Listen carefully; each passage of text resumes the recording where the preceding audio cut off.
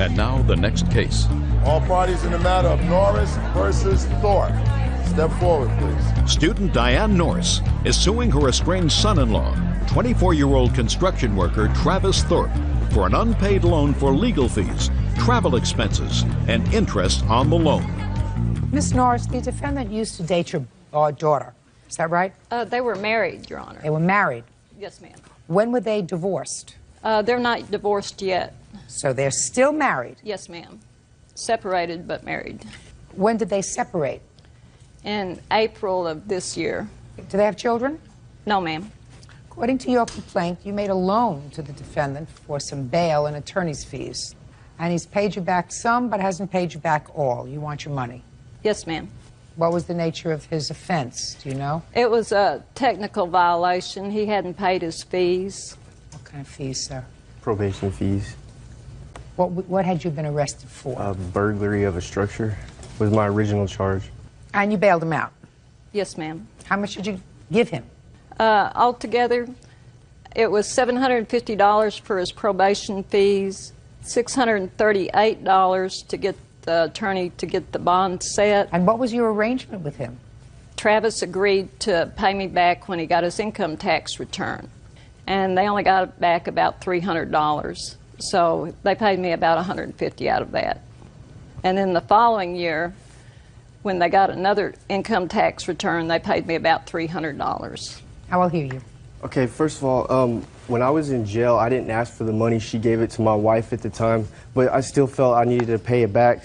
So I signed my income tax check over to her, which was $12.89. Can I see it, please?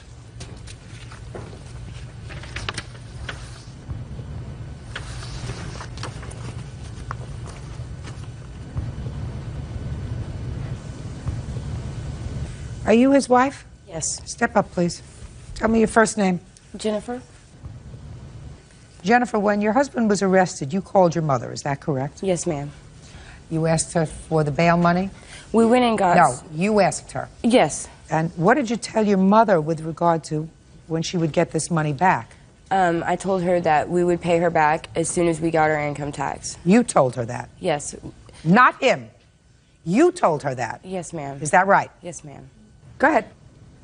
I wanted to give the entire thing to my mom, and he was like, no, I can't do that, you know, and he had to spend, you know, $1,000 of it on drugs. So I made him give my mom $300 out of it. What happened to your marriage? He fell in love with another woman. That make you angry? Yes, it did. Make your mother angry? No, it didn't make my mother angry. She has no say in it. I mean, I did ask her for the money, yes. It was me that asked her for the money because he was in jail. But, I mean, the whole time he was on the phone, please get me out of jail. And I loved him, and I had to get him out of jail. Just to say, listen to me. I'm sorry. He was talking to you. He spoke with my mother a lot when he was in jail. He spoke with her and me. He did. I went to jail to visit him, and he told me when I went to visit him that they would pay me back with the income tax refund. Did you tell her that you would pay her back? Yes, I did say I would pay her back, so I signed my income tax check over to her. I gave her that entire income tax check and paid about $600 on the bond.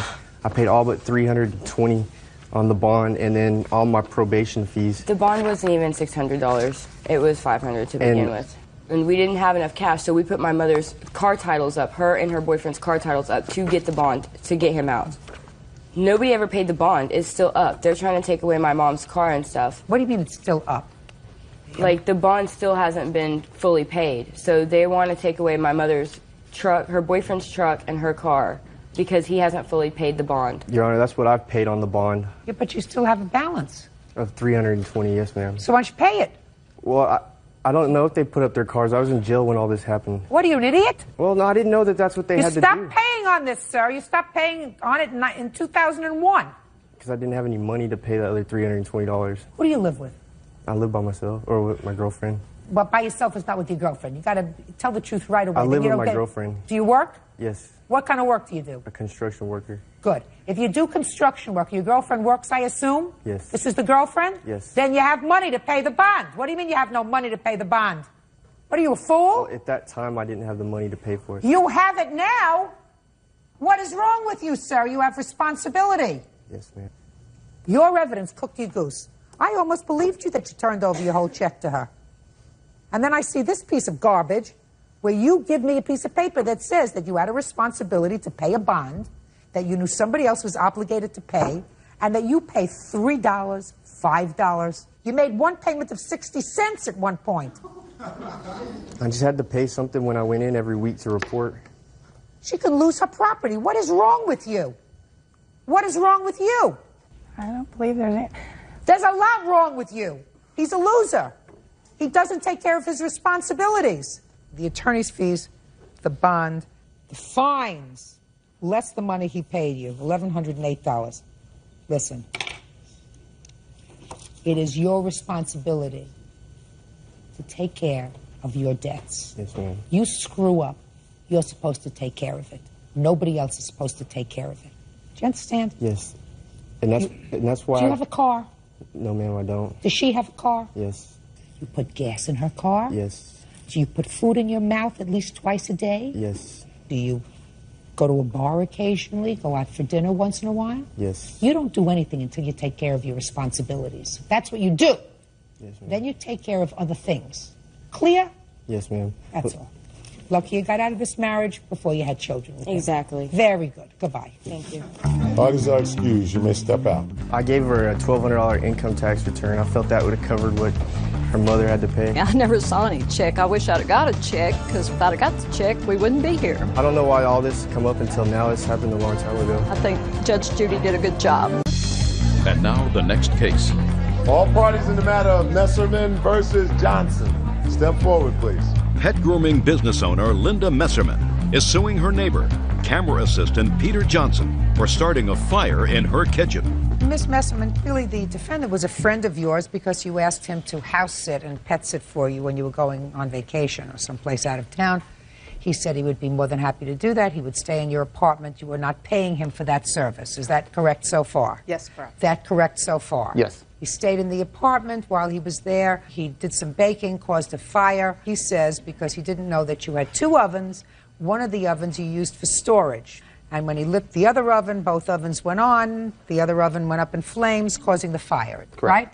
And therefore it was an accident that is partially her fault because she shouldn't have been using the oven for storage. Is that right? Correct. You had two ovens? I had two ovens, Your Honor. One of the ovens you used for storage? Yes, for pots and pans only, and baked goods, because I never use my ovens. I'm a Jewish woman, I don't cook. I understand that. But he's not Jewish, right? Yes. You are Jewish. No, I'm not. You're not Jewish. I'm not Jewish. So, you see, he thinks that people actually use ovens for things Go rather figure. than storage and filing. Of course not. You know that that's Right. ridiculous. Of course it is. Tell me about the fire, Mr. Johnson. I was getting ready to make some cookies and turned on the oven and walked away. And about 2 minutes later, the alarm goes off, and I walk back there, and I'm thinking, I didn't have anything in this oven yet, and there's this other thing that's on fire. And I'm like, oh my God, I got an inferno going on. So it was like, I don't have anything to put this thing out with, so I have to call my brother. So luckily, we live next door, and so he brings the fire extinguishers, and we put the thing out. And basically, that's it. Can I see photographs of the kitchen, please? Many, many. I have photographs of the walls, the soot, the carpets, the ovens. Just, it's a nightmare. Okay. Listen, it's an accident. It's really an accident caused by cultural differences, cultural and religious differences, right? Well, it was very obvious that it was a double oven. I mean, What she said was absolutely right. unfortunately, yes. It's an accident. He didn't mean to do it, right? No, of course he didn't Okay. mean to, but it was a double oven, and He's didn't responsible. notice. He's it at was- least partially responsible. You don't keep flammable stuff in an It's oven. not flammables. It was pots and pans and stuff that I would use in the oven had I actually used the oven. No. It had to be flammable because it caught on fire. Yeah. Therefore, it's flammable. Correct. So there is I'm stuff assuming here. there's some plastic or something. Plastic on that caught on something, yeah. fire. Right, that didn't belong in an oven. Okay. It's my mother's fault. What I don't understand, Mr. Johnson, is that there are two ovens here, correct? Correct. You could have opened up the ovens and taken a look inside. You know, I really didn't see That's it. your fault that you didn't see it. One's on top of the other. It's not hiding. Well, they didn't have like two knobs. I just saw the one, and I figured it was just one oven. But that was a mistake. Okay, It was a mistake that contributed to this fire, right? I guess. You feel no responsibility whatsoever? Well, I feel bad about it, and you know, I truly do. I feel really bad, but it's like I didn't intend this to happen. Your responsibility, you believe, is limited to how badly you feel. No, I feel that I did a bad thing, but it wasn't, like I said, an intentional. Absolutely not. And she also didn't intend to have the stuff that she was storing in the oven ignite and cause all this damage. It was stupid of her to keep stuff there that was flammable, and it was stupid of you to turn on an oven until you looked in both places and figured out what was in there. Now, Miss Messerman. Yes. You have homeowners insurance? Actually, my father had been telling me to get it and get it and get it, and I have not gotten it yet. I know. Well, that's very foolish, Miss Messerman. I know. Now, do you own or rent this apartment? I rent. What about the landlord? What is the landlord doing about your problem? The landlord actually is a whole other story. I have lived there for 7 years, have never had a problem. Now So they he's want to letting evict you- me. Yes. They think I'm negligent. I had to hire an attorney to keep my home, which is still in progress right now because they're trying to get rid of me because of the fire, thinking that I'm such an idiot that I cause fires. Well, you're such an idiot because you kept this files and stuff in your oven. Yes. You didn't understand this cultural thing. Right. It's my mother's fault. Well, as far as I'm concerned, that each of you are responsible for this problem. You, because you allowed a situation to exist in your home that was capable of causing a problem, and you, because you didn't look first. You understand? Correct. So you're suing for $3,000, and I'm giving you judgment for $1,500. The other part of it is your fault. Don't put flammables in an oven. You don't have to necessarily cook in an oven, but you don't put stuff in it. Sure. Thank you. Goodbye. Thanks Thank very you. much. Parties are excused. You may step out. My carpets are trashed with soot. It's just one of those weird things you'll never do again. My walls are completely black. I was just trying to help out a friend, and next thing I know, I start a fire. My ceilings are black. My couches are just covered with soot. Well, we don't see each other much anymore. Everything is just filthy. But just be careful. Maybe I'll hire a cook. And now the next case. All parties in the matter of Barnett versus Jimenez. Step forward, please. Teacher Eileen Barnett is suing her former roommate's boyfriend, 25-year-old electrician Adrian Jimenez, for crashing into her car and her home. Miss Barnett, you know the defendant because somehow you live in the same house that his girlfriend lives in. Yes, I rent a room to Okay. his girlfriend. You're not going to have to say much because I really need the explanation from Mr. Jimenez. According to your complaint, your car is parked in front of the house. Mr. Jimenez was coming to visit his girlfriend. He pulled into the driveway, I guess, of the house and hit your car.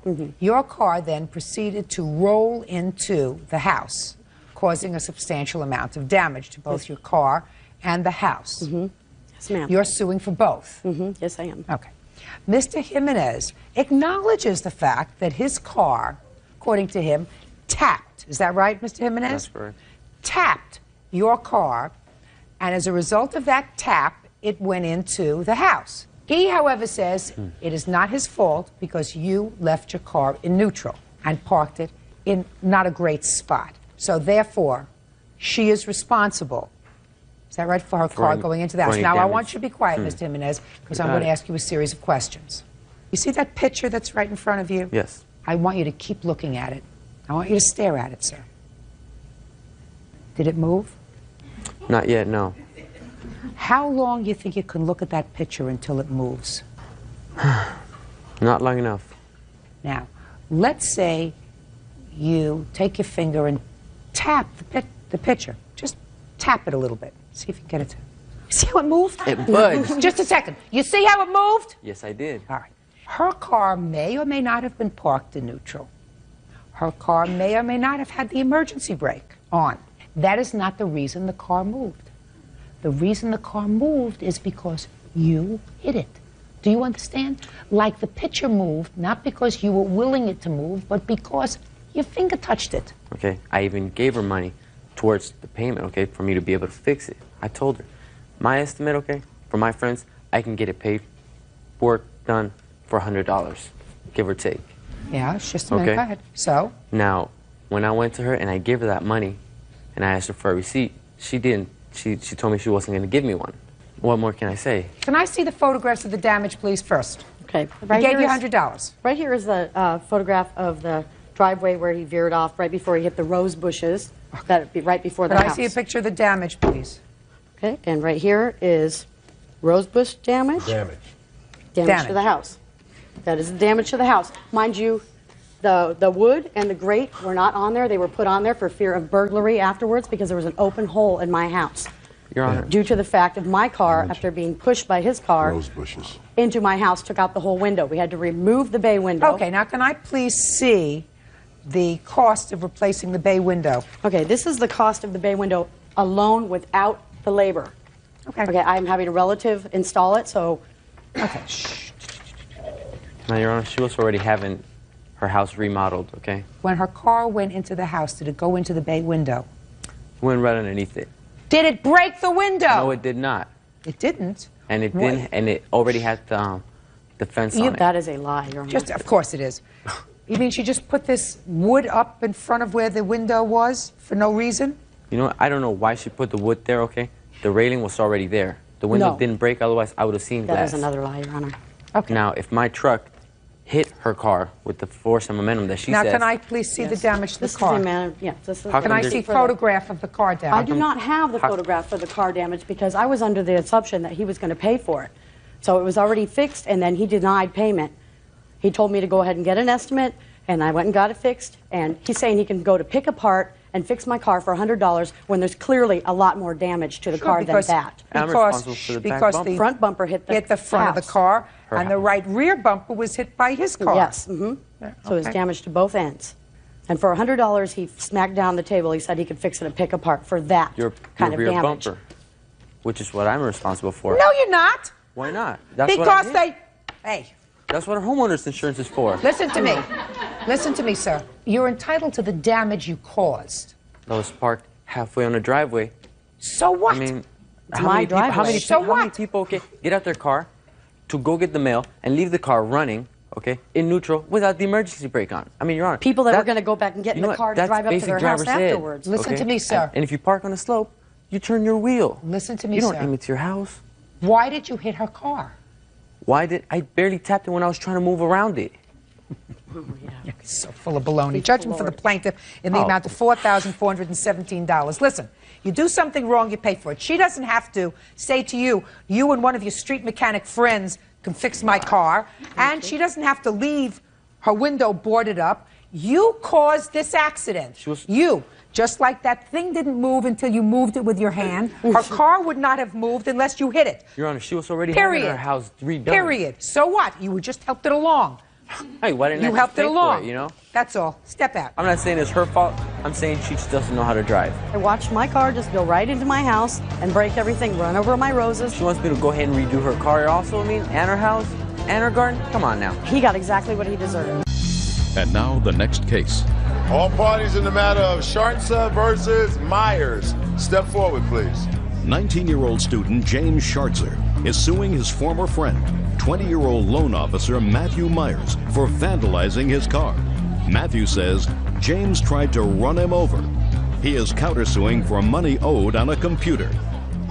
Mr. Scharzer, I gather from your complaint that you know the defendant, Mr. Myers, and it is your claim that he vandalized your car. The defendant says that he did not vandalize your car, that you were not in the car at the time of this incident. Some of your friends tried to run him over, and he merely placed his hands on the hood of the car because he was trying to protect himself. Mr. Myers says that you owe him some money for a computer and is counterclaiming. Is that what this is about? Yes, ma'am. Okay. When was your car vandalized, sir? On what date? April 27th, 2002. And tell me how it came about that your car was in the vicinity of Mr. Myers' house. Well, it all started, I was hanging out with some friends. I want you to speak up, speak slowly so that I can hear you, because I'm not holding it against you that you did not dress for court today. Just because they're wearing suits and shirts and ties doesn't necessarily mean that they're going to tell me the truth, right? Right. But I think that you can get a leg up if you speak up, speak from your diaphragm, don't swallow your words. You got it? Yes, ma'am. What? Yes, ma'am. You tried. Let's go. On the night of April 27th, 2002, I was hanging out with some friends, and one of my witnesses, Susie. Stop tapping. Don't tap. One of my witnesses, Susie, had to go over his house to deliver a payment for that computer. What computer? The computer that we made a deal with, where I put a down payment down. He put the other $500 on his credit card, and I was paying the monthly payment. Susie was going to go over to his house to make a payment for you to him on a computer that he had put on his credit card as a favor to you. Yes, ma'am. We got that down? Got that. And why weren't you going to make the payment, sir? Because at the time we weren't friends. Why is that? Had you been late in making the computer payments? No, I believe it was the first payment that was being delivered. Okay. Go ahead. And we weren't friends, and she had to go over there. So I let two of my friends drive her over there because I didn't want any altercations. And they went over there, and she went in the house. You weren't there, so you don't know No, what happened. I But wasn't that's there. why she went over there in your car. Mm-hmm. Right? Susie! So you went over there with a payment. How much of a payment did you go over with? I believe it was $60. What happened when you got there? I walked inside and I handed Matt the payment. He was sitting on the couch by himself, and I was just talking to him because I hadn't seen him in a while. And then I told him that Rich, the boy who drove me, was out there, and he wanted to say hi. So he went outside with us, and he said hi to Rich, and he looked at the car. And then he was like, something like, give a message to James. And he started like kicking the side of the door. And then he walked around and started kicking the front of the door, yelling that he wanted his money. And so I was scared, so I jumped back in the car and we drove off. He just started kicking the car? Yeah, he knew it was James's, so he just... Of course he knew it was James's. So he like grabbed onto my shoulder and just started kicking the car. And then he walked around and jumped on the front and started jumping on the hood of the car. What'd you do that for? I didn't do it. What'd you do? This is what happened. She came over, I met her outside. I was talking to her. She gave me the $60. I thought it was $70, but she gave me $60. And then what happened? I'm nervous. And what did she do? She gave me the money, and then I was sitting in front of the car. No, this is I know. I'm sorry. slowly. No. Take it. Why don't you do No, this? no. Go. Take a deep breath. Okay. All right. We started to talk, and then she got in the car. Right? I'm nervous. Sorry. I'm sorry. And we started talking, and then I started getting mad because she said he wasn't going to pay the rest of the money because he owes me $500. He wasn't going to pay you the rest? No, that's what she told me because he owes me $500. I got it right here. And then after that, I don't know if he wasn't driving the car. He was in the passenger seat.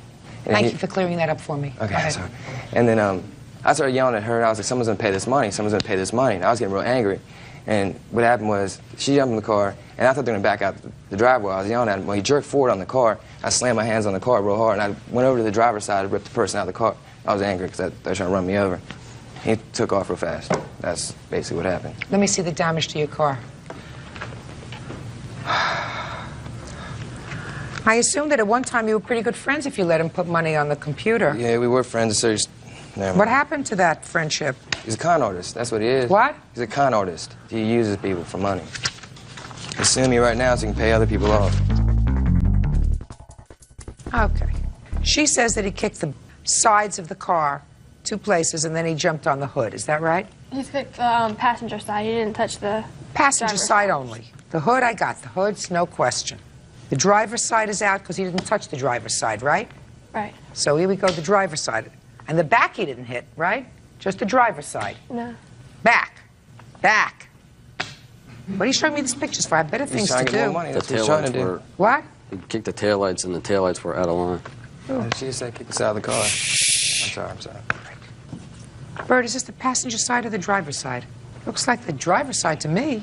Depends on which way the car is facing. Yeah. Is that 2-door or? 2-door. Oh, I think it's the passenger side. 2-door. This is the back of the car over here. Yeah? Yeah. Okay. All right, let me see your estimate, sir. What kind of car is this? It's a 1989 Honda CRX.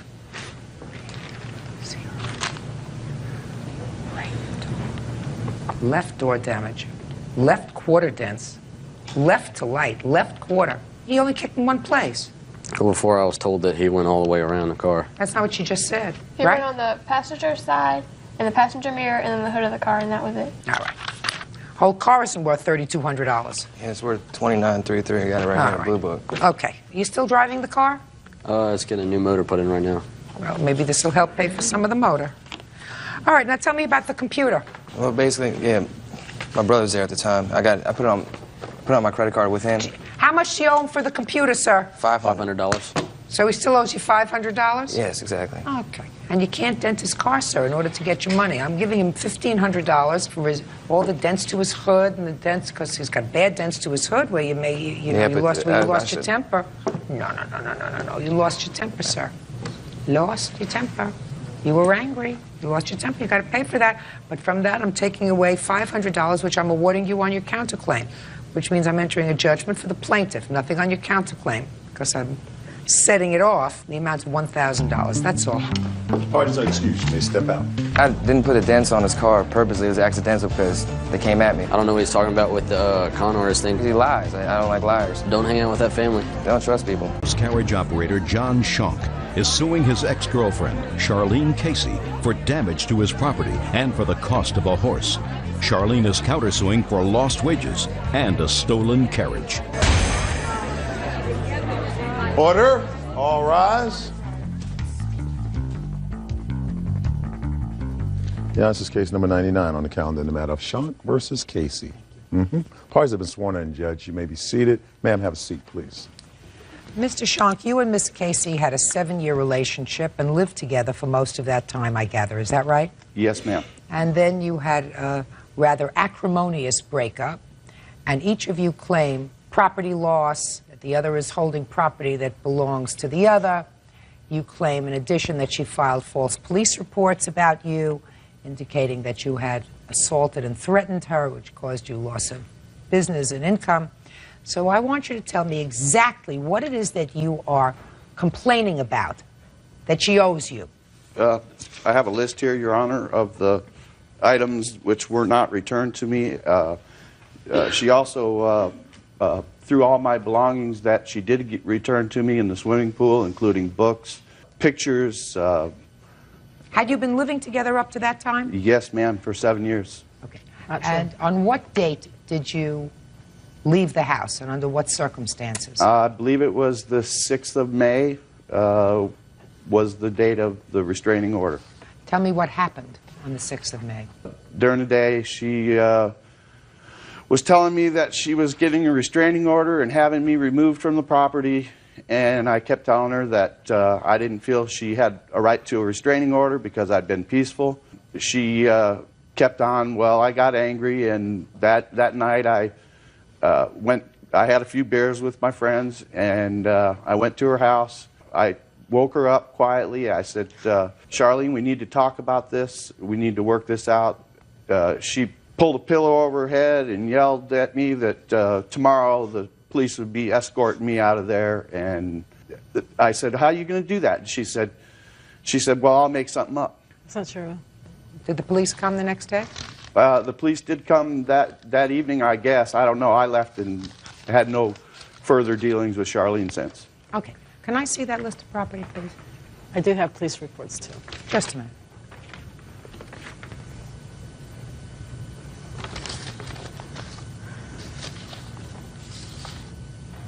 Okay, you got a lot of stuff here from a 7-year relationship that ends with the statement, all you really want is my horse Elvis, that you value at $4,000. And my picture of my son. And your picture of your son. Now, That where I is this paid for. horse? She told the officer that she wasn't giving me the horse. Whose horse is it? Mine. It was my horse, Your Honor. My horse. Just a second. Sorry. Tell me when you got the horse. Your Honor, this horse here is Rowdy. I purchased him early on in the carriage business, and you and the defendant had started a carriage horse business. Right. Okay. And you took people around in rides for Yes, ma'am. events? Yes, ma'am. Okay. And did weddings and other types of events. I purchased this horse here, and he was really good for the business, but he really hated for people to pet him, that strangers. So we kept looking for another horse. We found another horse. Charlene purchased the other horse, sold this horse, and put the money from this horse into her account to replace the other horse. Well, how much was Rowdy? Elvis cost $1,800, and we sold Rowdy for $2,000. And you were in business at that time with the defendant? Yes, ma'am. That you both worked in? Yes, ma'am. I have the the franchise agreement here showing that we were partners in the business. Let me just see that, please. And what about your son's wall picture? Do you have that, Ms. Casey? Yeah, I have that. He can have that back. Fine. We also had purchased a trailer together, which I have proof of that here also. It's also a lie. Did you do any other work, Mr. Schonk, in the time that you were running this carriage business? No, ma'am. Okay. Did you do any other work at the time you were running this carriage business? I had 2 jobs. Okay. Now, where's the horse? The horse is, okay, I bought the horse. Just I asked you a question. Where's the horse? The horse has been traded for another carriage. What'd you do with the money that you got from the rowdy horse? That went back into the business. Fine. I mean, you entered into a business arrangement with him. Sure you did. I have my sole proprietorship of my business. What was he doing there? Were you paying him a salary? He was keeping all the money he made himself. Every Were you money paying we made, him a salary? No. Okay. Yes, he was making money off the weddings we did, but as we did downtown work, the money we made nightly, he pocketed in his money. I put mine in my business account. He took his and put it in his pocket. I didn't get none of that money.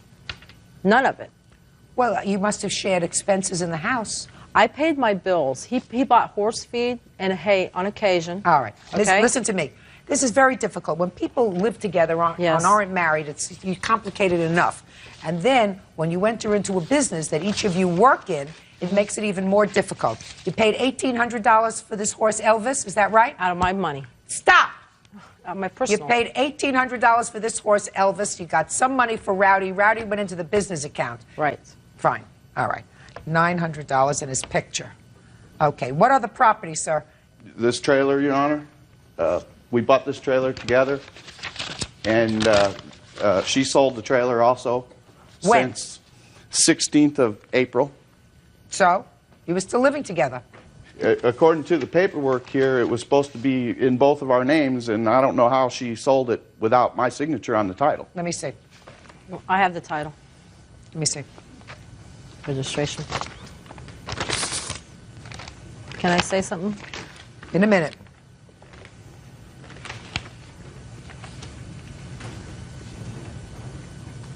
Well, it's registered in the name of Charlene Casey or John Schonk.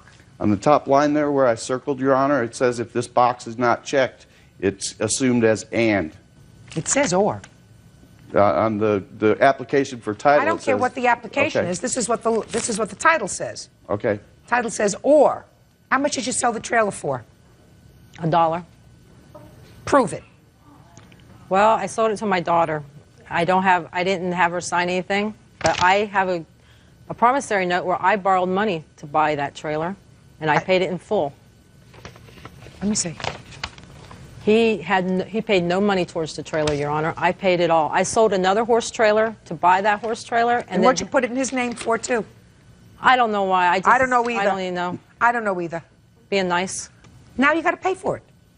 Can I show you my other evidence? Just a second. Please? Okay. Listen to me. All right. You did it. No court is going to go back 2 years, 3 years, 4 years to figure out what was going through your mind when you put this in both names. You put it in both names. Do you understand? Yes, and I know why I did. I don't know why you did. You wanted to be nice because you were living with him as a family and you were going into business with him. And it was supposed to be a business that you were going to work up, make a living from, whatever. Mm-hmm. So you can't sell the trailer to your daughter for $1 because that's a lot of who shot John. Don't play with me, madam. Don't play with me. Judge Judy continues in a moment. When he threw the phones across the room, I jumped out of bed and grabbed the phones and dialed 911 and stuck it underneath the sheets. He told me that he was going to rape me, and then I clicked off the phone, but she heard him say he was going to F me up. Real cases, real people. Judge Judy. John Schonk says ex-girlfriend Charlene Casey threw his belongings into the swimming pool. Charlene says John stole her horse carriage. What's next, sir? Anything else? She made false report to Crime Stoppers accusing me of stealing the carriage. This is the original carriage that started the business, and she led them to believe that it was a random burglary that... Did you take one of the carriages, sir? I took 2 of them, Your Honor. 2? Yes, ma'am. Where are they? I have them both. You do? Yes, ma'am. How much do they cost when they were purchased? One of them was $4,200, I believe, and the other one was $2,500. There was a lot of other equipment in the business also, Your Honor. I'm not getting into fax machines, Right. photo machines, telephones. I'm getting. No. So you have these two carriages. Yes, ma'am. And you sold the horse trailer to your daughter for $1. Is that right? Yes, it is. That's a wash to me. You keep the carriages. You keep the carriage. You have no horse. You have a horse. You have a horse, and no carriage. You have carriages and no horse. Sounds to me perfect. I have the receipts. I paid for them carriages on my own money, on my personal account. Listen to me. You don't have a personal account. Yes, you I go do. into business with him. Can you look at my evidence, please? Oh, sure. I'm going to look at your evidence, but you don't seem to get the drill. You can do whatever you like with paperwork, and you can sell something that you believed might be a joint piece of property to your daughter for $1. But that doesn't mean when you come into court, I have to buy it. Right. You lived together with this man for 7 years. You started a business. He worked the business. You worked the business. He worked outside. You worked inside. You bought things that you needed for the business. And now you're separated. Now you say, here's all this junk. You figure it out. But you say, I'm going to protect myself the best way I can. I'm going to sell this piece of property to my daughter for $1. You say, I'm taking the carriages, so at least I have something. That may be all you're left with, except the $900 for Elvis and your picture. Now I'll hear you. Okay, ma'am. I did not file a false accusation. Here's my 911 transcript that when he attacked me and held me against my will, tried to rape me, tried to strangle me. I had marks on my neck. Here's my pictures. Shh. He was yelling at you. More than that. That's all it says. Well, this is because when he threw the phones across the room, I jumped out of bed and grabbed the phones and dialed 911 and stuck it underneath the sheets. So when he came running back in the room, it says he was yelling at you. The 911 officer heard him yelling at me, and then I clicked off the phone, but she heard him say he was going to F me up. And also when he was attacking me, he told me that he was going to rape me. Doesn't say that here. Because I didn't have 911 phone call on at that time. This is when he first attacked me. Yeah. And here's my pictures of the mark he put on my neck, how he busted in my room.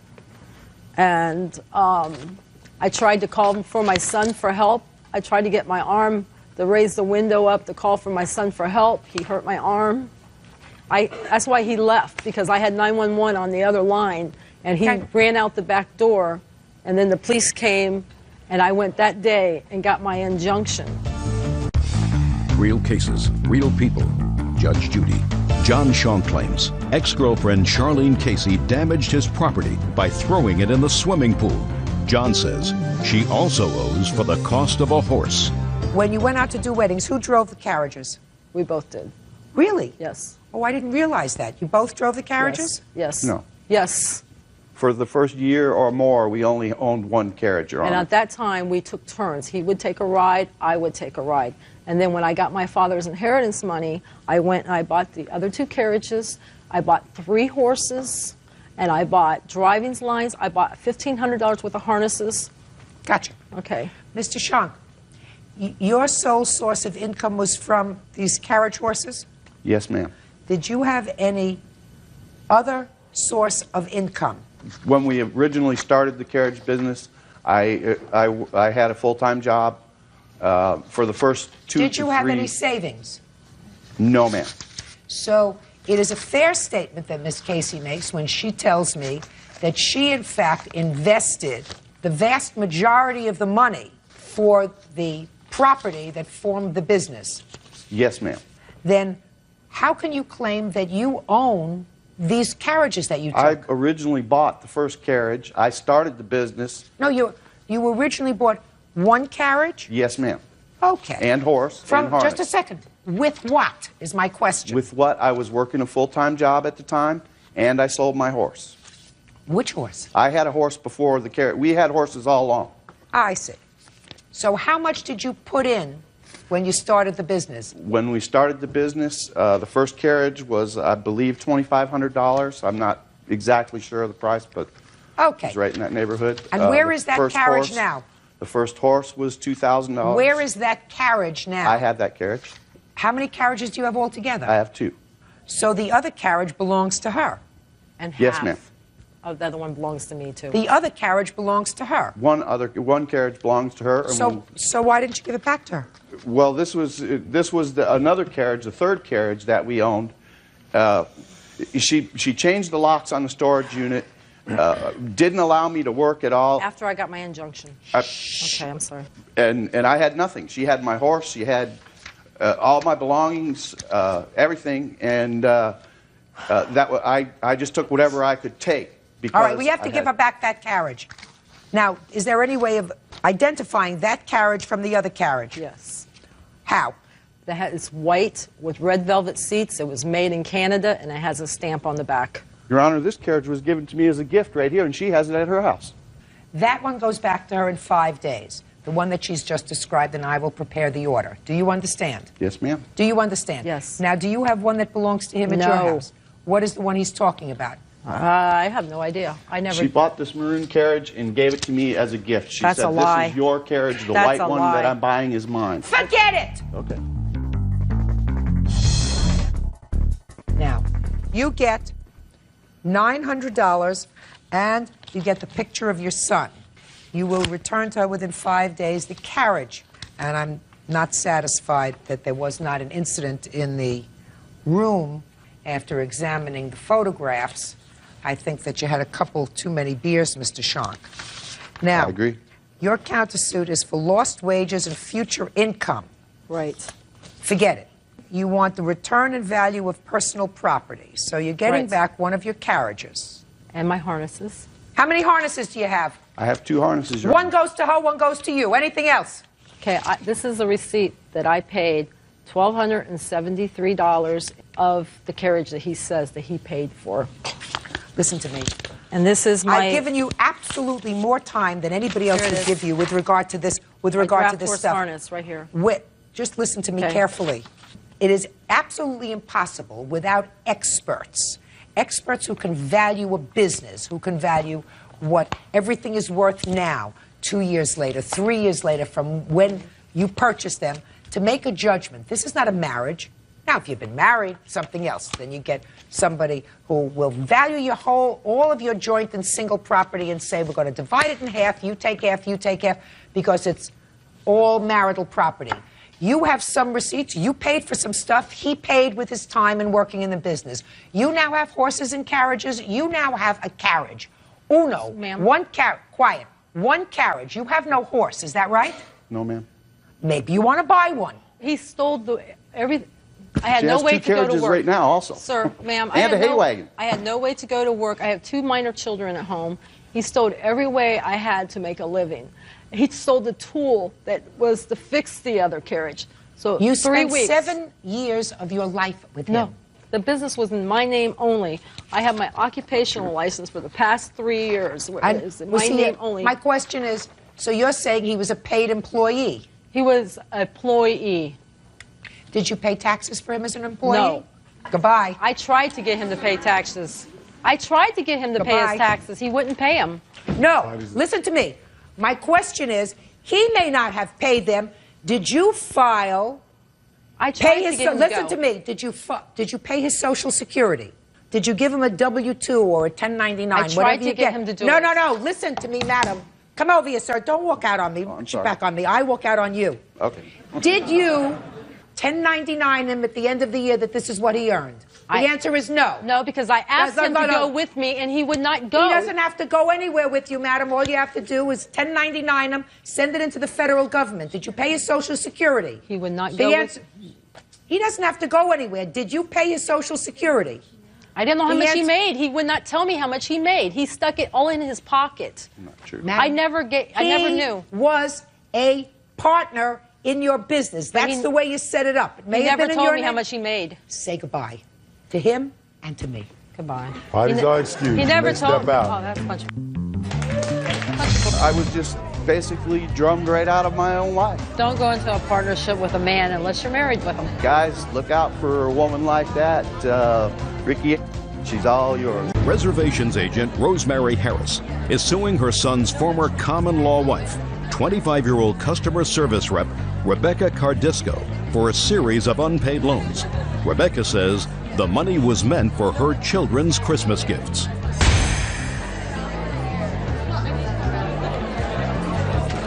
Order. All rise. Yeah, this is case number 193 on the calendar in the matter of Harris versus Cardisco. Thank you, Bird. Quite welcome, Judge. Parties have been sworn in. You may be seated, sir. Have a seat. Miss Harris, is this your son? Yes, ma'am. Is this the son that has 2 children with this lady? Yes, ma'am. It is your claim that the defendant owes you some money for a series of loans. She and your son, I assume, lived together or were together for a period of time because, according to what I've read, they have 2 children together. Yes, ma'am. How old are your grandchildren? 3 and 1. And John also has 2 stepsons, which were Rebecca's children. Well, they were never married. No, but he has custody of them. He has custody of her 2 children that are not his biological children. Yes, ma'am. So you have custody of all 4 children. Is that right? Yes, ma'am. What is wrong with you? Shh, quiet. We went through we're going through custody right now. No. I could understand when you have a custody dispute involving parents, 2 biological parents, judge has to weigh what's in a child's best interest. But when a judge, unless the judge is educated on Jupiter, gives non-biological children to not even a step-parent, because the 2 of you were never married, to somebody else, there has to be something wrong with you. Do you have a drug problem, an alcohol problem? I did, Your Honor. I did have a drug problem, and he doesn't have full custody of the children. It's going through social services. Well, but who do they live with 5 days a week? Right now, him. Fine. So, and they go to school from his house? Yes. So right now he has custody? Yes, Your Honor. And are you in a drug program? Yes, I am. Did you go into a residential program? When I get back in town, I am. So you are not now in a residential drug program? No, but I'm in outpatient program right now. How long were you using drugs? For 3 years. After I had my daughter, I got in a car wreck and had a lot of back problems. Oh, everybody has back problems. But not everybody becomes addicted to drugs. Okay. Tell me about the loans. Okay. Basically met Becky in March of '98 when she was living with her another boyfriend in the same complex we did. They broke up and she needed a place to stay, and she finagled her way into my house and lived with us for a couple months, and then her and John started a relationship. Then the first grandchild was born in 9 of '99, and from that point on, it started being just a big con. Every couple months, every couple weeks, she needed this or needed that or needed help with this. Then they broke up for a while, and she had her own apartment and would hold the baby almost hostage. If you want to see your granddaughter, you'll give me this. She had a car wreck in 11 of '99, and that's when she got her back hurt and started taking Vicodin and Zoma and got addicted to them. And then she got pregnant again with my second granddaughter and had her Also no testament to his good judgment. Yes. Okay. And she was born in March of 2001. Now, when she lived with you, she also lived with you with her other 2 children? Yes, ma'am. I supported her and her 2 children then. And then, after the second baby was born, she really got deep into the drugs. She, at one point, had 8 drug felonies on her. 2 of them were where she used my name to get the drugs. And she was actually able to con her way out of those charges. She got something called drug court, where she gets to go in and talk to somebody once a week. And at what point did they remove the children? In May of this year. Were either of the girls born with any sort of drugs in their system? No, ma'am. Were either of them tested? No, ma'am, so there's no way to know for sure. Where does your son live now, Miss Harris? My son lives in Fort Collins with the children, and I travel there every day to help him with the children. Stand up. Who takes care of the children? Oh, I do. My mother helps. You work? Yes, ma'am. What kind of work do you do? Construction. How do you support yourself? Right now, I don't have a place to live. That's why when I go back, I'm going into treatment. How do you expect her to give you any money? In July of this year, Becky claimed she got a $50,000 insurance settlement. Did she you? went out and bought a new car. No, I Did didn't. you? No, I didn't. My grandmother. Did you get any money? My grandmother gave me a couple thousand to get me a car so I could get a job. And what'd you do with the car? It broke down. Did you ever tell Miss Harris that you got a settlement for something? I did tell her I had gotten some money and that I would give her some. I did tell her that. But I didn't have any. And as far as You didn't have any what? I didn't have any money. So what you told her was a lie? Yes, Your Honor. How much money do you owe her? I do owe her money. She did give me money for Christmas. I'm not going to say I don't owe her anything, because I do. So I'm asking, how much do you owe her? I don't know for sure. I mean, how much does she owe you for Christmas? For Christmas alone, $800. But prior to that, I gave her $500 for rent in November, $500 again rent for January and and I even had to take loans out from where I worked for me to survive because I was giving her money. Did you expect to get that money back?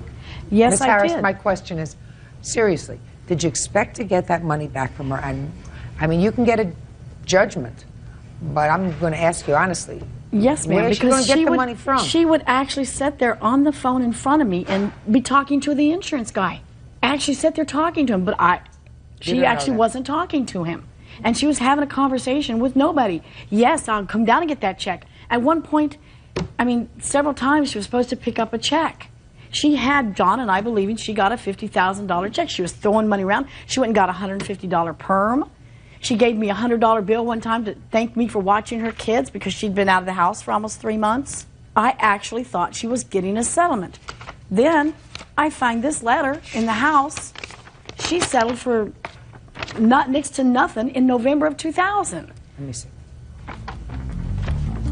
Judge Judy continues in a moment. You didn't tell them that you were settling it. You just wanted the money right away. Yeah, I didn't. Yeah, I know. But you're doing drugs. You need some money for drugs. Nonsense.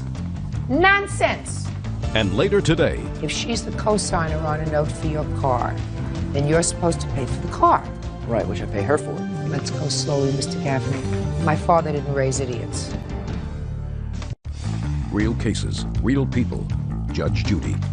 Rosemary Harris says her son's former common law wife, Rebecca Cardisco, owes for several unpaid loans. Rosemary claims Rebecca is a drug addict. So you settled this accident claim despite the fact that you had an attorney. How much did you settle it for? I think it was around $800. The attorney said that they couldn't get any more, and if they could, it was going to take a long while. You didn't tell them that you were settling it. You just wanted the money right away. Yeah, I didn't. Yeah, say I know. was settling. That's what you did. You had a lawyer. They got fed up with you because you settled with this company after they had made some expenditures. But you're doing drugs. You need some money. You need some money for drugs.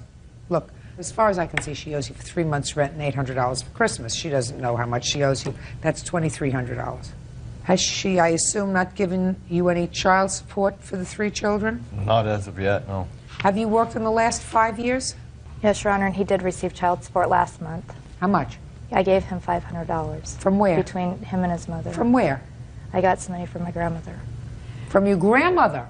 She gave me some money to give him for the children. He said that he needed it for the children. And I have a job. Do you use drugs or do you sell them occasionally? I don't do either. I've been clean. Judge, there is a judgment now. She's supposed to pay $575 a month. Good. That's what she's supposed to do. Somebody else is taking care of your children. In the meantime, she owes you $2,300.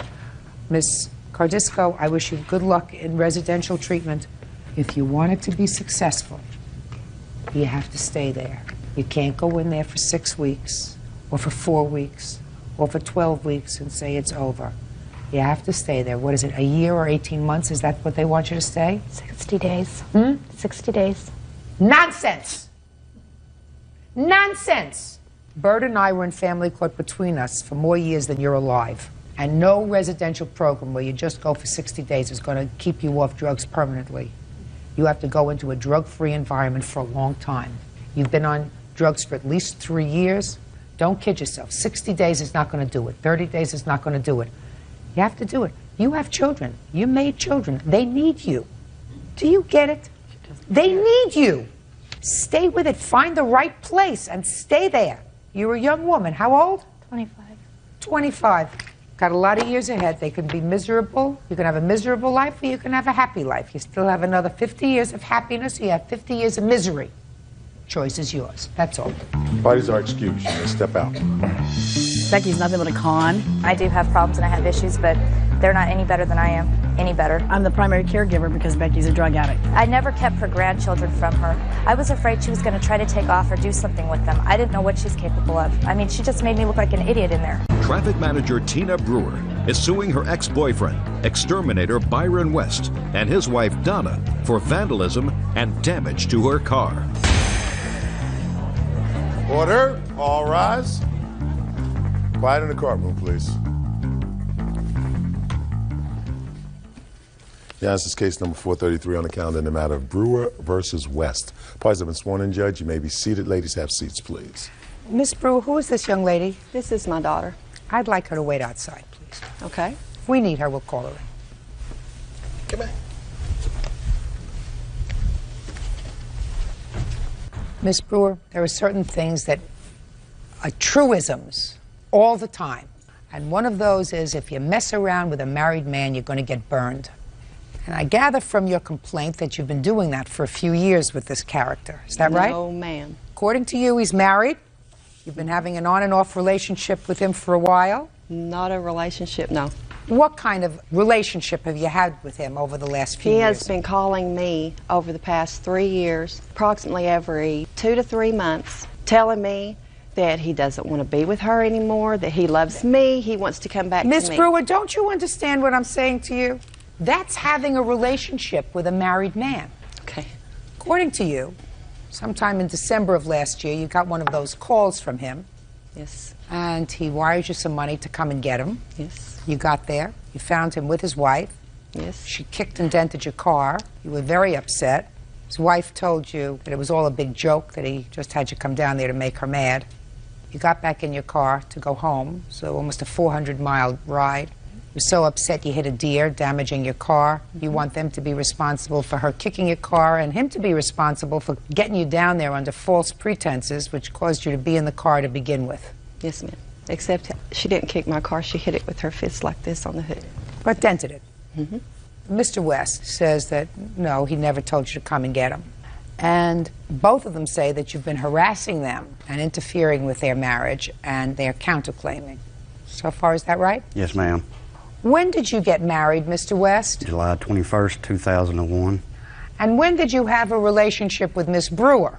It ended in October of '99, and 6 years prior we were together.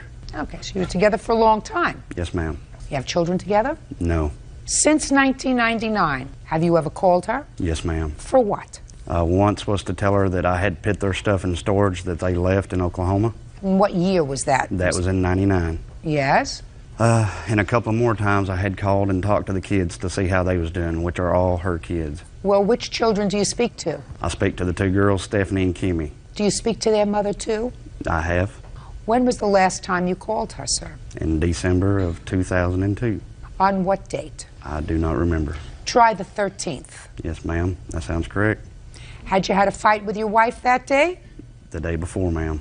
On the 12th? Yes, ma'am. So tell me about the fight that you had with your wife on the 12th, sir. We had an argument over I thought she was being too friendly with the store clerk. So you were jealous? Yes, ma'am. Shh. Now, prior to the 12th of December, when was the time immediately preceding that you called Miss Brewer? I'd say a year before. So a whole year passed. Yes. So you have a fight with your wife on the 12th, and on the 13th, where were you staying? I was over at my mother's house. Had you slept at your mother's house? No, ma'am. Where did you sleep? At me and my wife's house. So you're at your mother's house, and you picked up the phone, and you called Miss Brewer. Yes, ma'am. Why? To talk to the kids, to see how they were doing. Don't make a fool of yourself, sir. And don't give me an opportunity to make a fool of you. Yes, ma'am. Do you understand what I'm saying to you? Yes, ma'am, I do. Why did you call Miss Brewer on the 13th? I told you why. That's a lie. You're making a fool of yourself. Because if you have a fight with your wife on the 12th and you haven't spoken to Miss Brewer or her children in 1 year, the coincidence that you just have this burning desire to speak to her 2 children the next day while at your mother's house, that's too coincidental to be true. Do you understand? Yes, ma'am, I do. So your wife, you thought, was being too cozy with a store clerk, and you were jealous, and that was the reason for the fight. So you figure, I'm going to make her good and jealous, and I'm going to call my old girlfriend, Miss Brewer. That sound more reasonable and more consistent with human experience, Mr. West? It could be interpreted that way, yes, ma'am. I knew we'd get around there, Mr. West. So you decided to have a little sport with your wife. And if it happened to hurt Miss Brewer in the bargain, so be it. Judge Judy continues in a moment. He's the perpetrator, but you have an opportunity to say, don't call me anymore. And I have, ma'am. Well, I'm glad you have, because he sure doesn't look like the sharpest tap in the box. And later today, How much did you pay for him? 40. You paid 40. You sold him to him for 175 apiece, right? Shh. Am I correct that this is a whole little scam? real cases, real people. Judge Judy. Tina Brewer says her ex-boyfriend's wife, Donna West, pounded the hood of her car in a fit of rage. Tina says she was so upset she ran over a deer. Now, Miss Brewer, we're going to jog his memory of the conversation. I can tell you every word. Oh, I'm sure you can. Yes, I can. I want you to give me exactly what was said in this conversation. He said, "Hi, it's me." Something like that. Something like that. Now let's hear it. When he called on the 13th, my mother lives with me now, and she answered the phone. I was at work. She called me at work, and she said he will call back at noon. So when I came home for lunch, sure enough, he called back, and he said, "I love you, I miss you, we never argued, we got along great, I believe we're made for each other." And he said, "I want to come be with you. I'm tired of this, I'm tired of Durant, I'm tired of all of it." So I said, "Well, are you sure?" Because he had been telling me this for 3 years. I'm talking about the 13th of December. On the 13th of December, he said that, and he said, "I will see what I can do. I'll see if I can get my sister to bring me or something." And I said, "Okay, fine." He said he would call back at 6 o'clock that night. On the 13th? On the 13th. And did he call back at 6 o'clock on the 13th? No, ma'am, he called at 7. He called at 7, and he said, "They're in Durant. They can't bring me. Could you come get me?" And I said, "Well, it's right before my payday, and I don't have any money." "Well, I can wire you the money." I said, "Okay." So the next morning, on the 14th, he called me approximately 9 or 9:30, and he says, "I'm going to wire you the money for you to come get me." And I do have this right here showing the $40 that he did wire me on that day. And he said, "That's okay." Miss He West, said, don't get mad at her, madam. Everything she's telling me is true. I know it is. Okay, every I'm not single mad thing. at her. Good. Don't be upset with her. Yeah, I'm not. It would be him, not her. Yeah, I know that. Go ahead. Okay. He said, "Don't worry about the trip home. I will be with you. I will keep you safe." I said, "Fine. Pick me up at my mother's house. I've got all my stuff packed. All I'm taking is my clothes and my guitar. I'll be over at my mother's house. Come pick me up over there."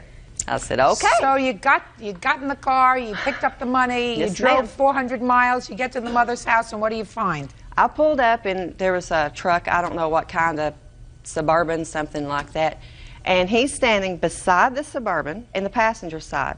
Someone, I don't know who, is sitting in the driver's seat, and he turns around like this, and he looks at me, and he goes, "Okay?" I didn't know what that meant. I said, "What?" She jumps out of the truck and runs as fast as she can towards my car, up by the driver's side, takes her fist like this, hits the hood like this. I backed up. I got out of there. I'm not a violent person, never have been, never will be. Did you make a dent on? Yes, ma'am, she did, and I have a Can I picture. see it, please? Donna? It's this one up here by the Donna, windshield. darling, don't fib. I'm not fibbing. It's the one up by the I did windshield, not ma'am. touch her car. Yes, you did. No, I Yes, did not. she did. Sure you No, did. I did not. I never got out of the truck. Oh, that's some bad. Oh, this is from the deer. Yes, ma'am. It's that's the from top the deer. on the hood up by the I windshield. did not touch her car. Yes, ma'am. Okay. Now, then you turned around. Then I backed up and I left. And then you hit a deer on the way home. I went to my son's house because he lives there in Durant, and I was very upset. I was shaking and everything, and I was thinking, what in the world? You know, she's there. She's not going to let him go because, well, I won't say. But anyway, I called my mother back in Texas, and I told her, that number that's on the caller ID, I think that's Byron's cell phone number. Will you give it to me? She said, yes. I wrote it down. I called, she answered, and started cussing at me, something violently. I hung up, My son said, Mom, call her and talk to her. Tell her what he has been doing to you all this time, because my children have watched me suffer for 3 years through this. Listen to me. You can only suffer if you allow yourself to be a victim. Exactly, but I did. You did. That's. I admit that. He's the perpetrator, but you have an opportunity to say, don't call me anymore. And I don't want to hear you anymore. And I have, ma'am. Well, I'm glad you have, because he sure doesn't look like the sharpest tack in the box. I mean, I don't know what all you women are fighting over. But anyway, when I called back, I told Donna everything. I said, you know, all this has happened. She told me, I'll try to use nice language. She told me if I would meet her someplace, she would kick my... I told her I was not violent like her. I didn't settle matters like that, and I wasn't going to meet her. She said that Byron told her it was all a big joke. He wanted her to be mad at him, I suppose, from the fight before. I got you. I got you. You didn't understand why. I understand why, because she was very nice to the store clerk. That really made him angry. Yes. I don't even want you to say anything. You're going to tell me that you never put your hand on her car. No, I didn't. Good. Now I heard you. Now I heard you. That's nice. Now let's get to you. You have anything to say for yourself? Yes. Like what? Well, the $40 that I did wire transfer her and that I did tell my wife about, she said that she was wanting to come to Oklahoma to visit her son and new grandbaby. And that she had enough money to get down here, but did not have enough to get back. And if I was going to go with her anyway, why would I mail her money to come down here and back on? And when she came down here, and I'd been telling her for years not to harass my family. I'd talked to her and talked to them, but she went to my mom after she had quadruple bypass and tried to find out where me and Donna live. She has left dirty Listen notes. to me. She did all of that before December 13th? Yes, ma'am. Then what'd you call her for on December 13th, I guess sir? I still had feelings about the kids. Do I have to be? Do I have to be? No, I'm just trying to get down these lyrics because this makes a great country western song. Judge Judy continues in a moment. And later today, You did something wrong by buying black market tickets. She did something wrong by buying black market tickets. You screw a little bit, she screws a little bit, and then you come into court and say, please help me because I was screwed more than her. real cases, real people. Judge Judy. Tina Brewer says her ex-boyfriend's wife, Donna West, pounded the hood of her car in a fit of rage. Tina says she was so upset she ran over a deer. Mr. West, do you have any children? No, ma'am. Don't.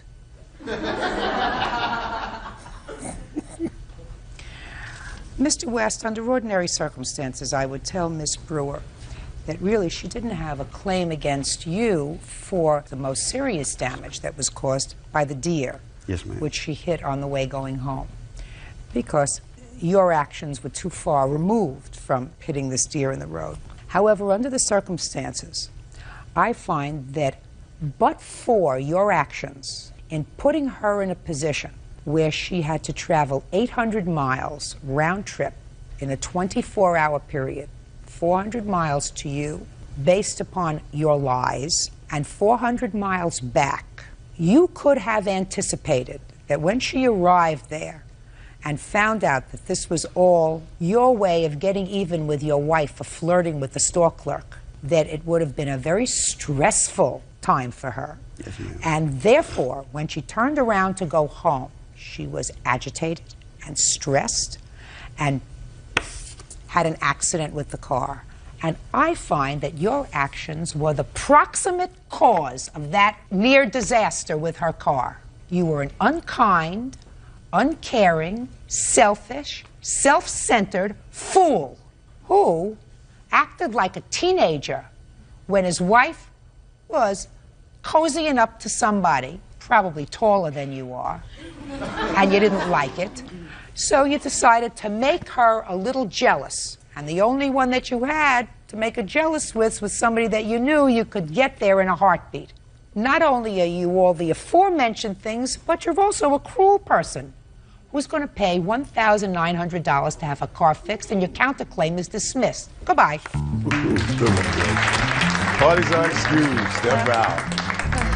He has strung me along for over 3 years, I love my wife. She knows that. telling me how much he loved me, even calling my kids and telling them that he loved me. She's trying to break me and my wife up so she can have another shot at me. I'm done with him. I'm done with her. I'm done with them all. And now the next case. All parties in the matter of Sims versus Cruz. Step forward, please. Serviceman Billy Sims is suing the daughter of his late father's girlfriend, 21-year-old Christina Cruz. Billy says Christina stole a cell phone off of his father's dead body. Mr. Sims, your father passed away in June of this year? That's correct, Your Honor. According to your complaints, he passed away. He had a heart attack in his car. That's correct, Your Honor. And the defendant was in the car with him, along with her boyfriend? I'm not exactly sure if she was either in the car or if she was following behind him in another vehicle, but they were traveling together. How did they know each other, do you know? The defendant's mother had a relationship with my father. Is that right? So your mom and his dad were dating. When his father had the heart attack, were you in the car with him? Yes, Your Honor. Oh. And this is all about a cell phone. That's correct. Because it is your claim that the defendant took your dad's cell phone after he had the heart attack and died. Yes, Your in Honor. their presence Yes, in the Your car. Honor. And Ms. Cruz says that she has the cell phone, but that he gave it to her. Okay. June what did your father pass away? It was June the 18th of this year, Your Honor. What time? I have a copy of his death certificate. May I see it, please? Sure. The coroner put his time of death at about 2:30 p.m. Of course, the... Okay. Did there ever come a time when you got property that was on his person at the time that he died? Yes, Your Honor. When was that? The following day, on the 19th, that morning, the county coroner called me and my brother to come and get his personal effects. Now, we had to get his vehicle. Okay. What personal effects did you pick up? Okay, I picked up his wallet, his checkbook. Okay, wallet. Was there anything in the wallet? His identification and some of those things. Any cash? There was no cash in his wallet, Your Honor. Do you know where your father was going on the 18th of June? Yes, I do, Your Honor. He was doing, my father was retired. He spent most of his time just doing yard work for people, doing handyman jobs really for little or no pay. And he was assisting the defendant's mother on doing some of this work. Okay. When was the last time you had spoken to your father from the cell phone? The morning before his death, probably maybe about an hour or an hour and a half before his actual death. Did you call him or did he call you? He called me twice, Your Honor. From his cell phone. Prior to that, for what period of time had your father had this cell phone? He's probably had the phone almost 2 years. He's had this cell phone, Your Honor. And is that the phone that he uses primarily for his communication with you? That's correct, Your Honor. All right, now, Ms. Cruz, it is your claim, your defense, and you say you do have the phone, and you did use the phone, but that it was a gift to you. Yes, Honor. Now, I'd like you to tell me your version of the events when Mr. Sims' dad picked you up, because that's what happens. He picked you up along with this person? Yeah. Who was this my person? Witness. Oh, that's my boyfriend. So let me hear. He came and picked you up at your mom's home? No, he came over my house and picked us up, and we were going to go swimming. But first, we were going to do some stuff for my mama. Okay. Now tell me about the cell phone. And he took me and my boyfriend to the side. And To the side of what? Of his truck. Yes. And said, y'all are like my kids and everything, and I'm going to give you my cell phone. We have a deal. You pay me $50 a month. And we agreed on it. All three of us agreed on it. Just a second. So you're saying he took you on the side of the truck and said, you're like my kids. Yes, Your Honor. And I want you to have my cell phone. Is that right? Yes, Your Honor. Did he have another cell phone? No, he just had that one cell phone? Just that one and the house phone. Well, but he had the cell Yeah. phone. That was his cell phone. Yeah. And as long as you knew him, he had only used that cell phone. Is that right? Yes, Your Is Honor. that right? So on that day, he said to you, you're like my kids, I want you to have the cell phone. Yes, Your Honor. Liar! You're a liar. There was other witnesses Bald-faced liar. You took his cell phone off his dead body. No, and you was not probably also took the cash out of his wallet before the police got there. Not a question in my mind. Why would a man, unless he anticipates his own death, who has used a cell phone for 2 years to communicate with the rest of the world, all of a sudden take you and this person who was sitting over here and say, I want you to have my method of communication. Why in the world would he do that? You like my kids? If you like my kids, then he goes and buys you a cell phone and said, here's a cell phone. No, because he got tired of carrying it around and everything. It was too heavy. It was too, just a minute. Please do me a favor. Put your hand down. I don't have to listen to that baloney anymore. It's baloney. Could I please see the expenses that you are claiming for the cell phone? Yes, Your Honor. Did they use it, by the way? Yes, Your Honor. They used it. Those 3 days, there were approximately about 400 minutes that were used. And I have those. Well, just a minute. How much was the cost? The total cost for the cell phone minutes, it was 35 cents a minute. I don't have that itemized, but. Well, just a minute. Did you ever get a bill from them for this? Yes, Your Honor. Well, I want to see the bill that you got. This has the outstanding minutes that he had left over in excess that we had to terminate because it could have been transferred over to his next of kin. That's what the first statement says. That's from the wireless people. No. I understand what you're saying. Mr. Sims, listen to me. What you're saying is he had sort of credits, that it didn't cost you hundreds and hundreds of dollars because they took the phone, but that you as his beneficiary or next of kin could have used those minutes if you wanted to from his cell phone plan. Is that what your plan is? Get a life. Where's the phone? We don't have it anymore. What'd you do with it? The guy that was staying with Billy, his daddy, took it. And it's my brother. Your Honor, there was no one staying with my father. He lived alone. But we asked her the Friday when we first found out that she was the one that had the phone. When she returned the phone call, she said that we were not going to get the phone back, that she got to the phone before we did, and that he's dead, and she's just as entitled to it as... Let me tell you something. Some people will be happy, productive, moral people their whole lives, and they will raise, hopefully, happy, productive, moral offspring. And some will not.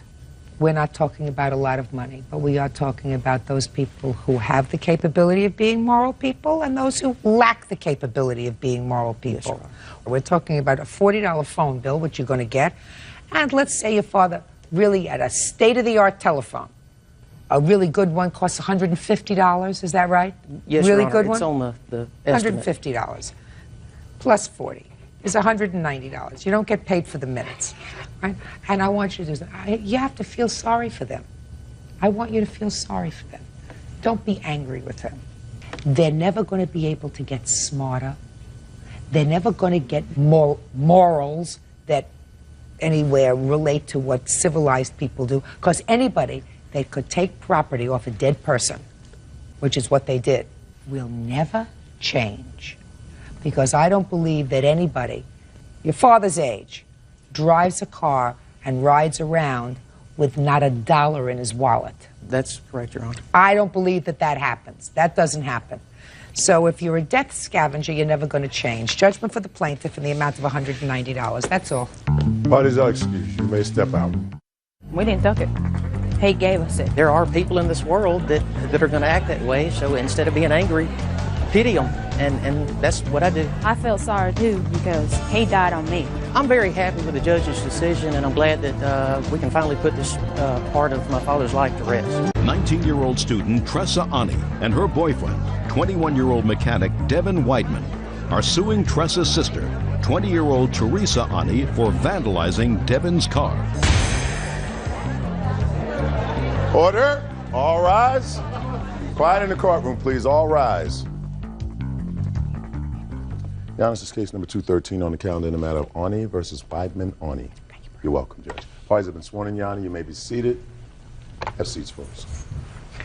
What is your first name? Tressa Ani. Tressa? Mm-hmm. Tressa, this is your sister. Yes, it is. What's your first name? Teresa. Teresa. Tressa and Teresa. I thought I would make this simple. It's not. That didn't make it any simpler for me. You're the boyfriend? Mm-hmm. And you're here because this was your car. Yes. Was a car in both your names or in just your name? Just mine. It is your claim that your sister vandalized your car. Yes, sir. Sister said she didn't do it. You didn't see her vandalize your car? No, I did not. When was your car vandalized and how? On July 10th in the morning, I received a call from the Hennepin County Sheriff's letting me know she was being released from jail for something. No. What I asked you was, when was your car vandalized? July 10th, 2002. Okay. When did you last see it when it was in good condition? The night before when we drove home and parked it in our parking lot. And when you went to get it on July 10th, you found it damaged? Yes. What time did you find it damaged? About 8 o'clock in the morning. And what time had you parked it the evening before? Around 10. Now, what makes you think that your sister did that to your car? For starters, she... By the way, it was keyed, according to your complaint. It was something. Rocks, keys. We had estimates, so the guy who did the estimate... pictures of it? Yes, I do. Let me take a look. The man who did the estimate for us told us it could have been a number of... Can't tell me what he told you. I'll take a look at it. What was cracked off? Part of the rim. It was struck by a blunt object, probably a hammer. This is sort of unusual keying. There's chunks missing out of the side of the door. Okay. I've seen your photographs. Now tell me what makes you think that your sister did any of this damage. I can't really go into it too far, but she had been arrested for assaulting me on July 5th. She was arrested and spent 5 days in jail. And when she was arrested, she was threatening. She was throwing rocks at us at that time. Where was she arrested? At my mother's house. I had taken my little sister on the 4th of July to Valley Fair, and I was returning her on the day after. And this is when all this occurred. She threatened myself. She threatened my 18-month-old daughter. She said she was going to drown my child in my mom's pool, to take my little white rat-faced child the hell out of there. Okay. But then she assaulted you? Yeah. She grabbed a knife, said she was going to gut me like a fish because I'm pregnant. Did she, in fact, cut you? No, she did not. But she threatened to cut you? She spent 5 days in jail? Yes. Is that right? That's correct. Are those charges still pending? Yes, they are. So I'm not going to go into that at all. Were you subsequently released on bail? No, I was released on, there's like a temporary release or whatever. I'm on probation. Okay. Just until we go to trial. Go ahead. I had also previously spoken to Child Protection, which she found out about because of the way she treats her 2-year-old daughter, that she probably wanted to retaliate. So what you're telling me is she had a motive? Yes. For damaging your car. She also threatened to, and so did my mother. Your mother too? Yes, we had our phone disconnected and our number changed. So not only did your sister threaten to damage your car according to you, but your mother threatened to damage your car? Yes. So 2 people threatened to damage your car? Yes. My mom, her exact words were, something's gonna happen. I disown you, you little, don't come back here. Okay. What evidence do you have? She has admitted it. To whom? To in courtroom, which I cannot get the transcripts till her criminal stuff is done. Right outside the courtroom, I was standing there with the district attorney and some other people that were standing Did you there. hear her admit it? Yes. Did you, personally? Yes, I did. Well, tell me when that was and what you heard. We had gone, because I had originally filed a restraining order, and they were trying to fight it, and I had brought with me the estimates of the car, and I was talking to the prosecutor, and before we went up to the judge, she was like, so what if I damaged her effing car? She made me spend 5 days in jail, and I didn't hear what she said after that. Okay. Any other evidence that she damaged She's your car? admitted it to our witness, Johnny Gurley. That's Devin's brother-in-law. Tell me your name, sir. My name is Johnny Leroy Gurley. How do you know these parties? Well, actually, this is my stepbrother here, and that's his girlfriend, Tressa. Tressa says that you overheard the defendant acknowledge that she vandalized the plaintiff's car. Yeah. Did you? Yes, I did. When and where? This was September 6th out in Mound, because I work at the Mound post office. I was happening to take out the trash, and I seen her, and I asked her if I could ask her a question. She said, yeah, so I asked her the question to where I heard... What question did you ask her? The question was, I heard that you had tore up Devin and Tressa's car. And her response was, yeah, I tore it up, and if I see it again, I'll tear it up again. And if I see the truck, I'll tear the truck up too. Had you known her previously, the defendant? Yeah. Had you ever had any difficulty with her? Nope. After she answered you in that fashion, did you say anything else to her? No, the only thing I said to her was that you need to stop all that violence. And what did she say? I couldn't really hear what she was saying because she was running off to catch the bus. but she's waiting at the bus stop to go to work. Okay. Thank you. I will start out by, for the purposes of this hearing, assuming that you're going to tell me you did not do any damage to the car, right? Right.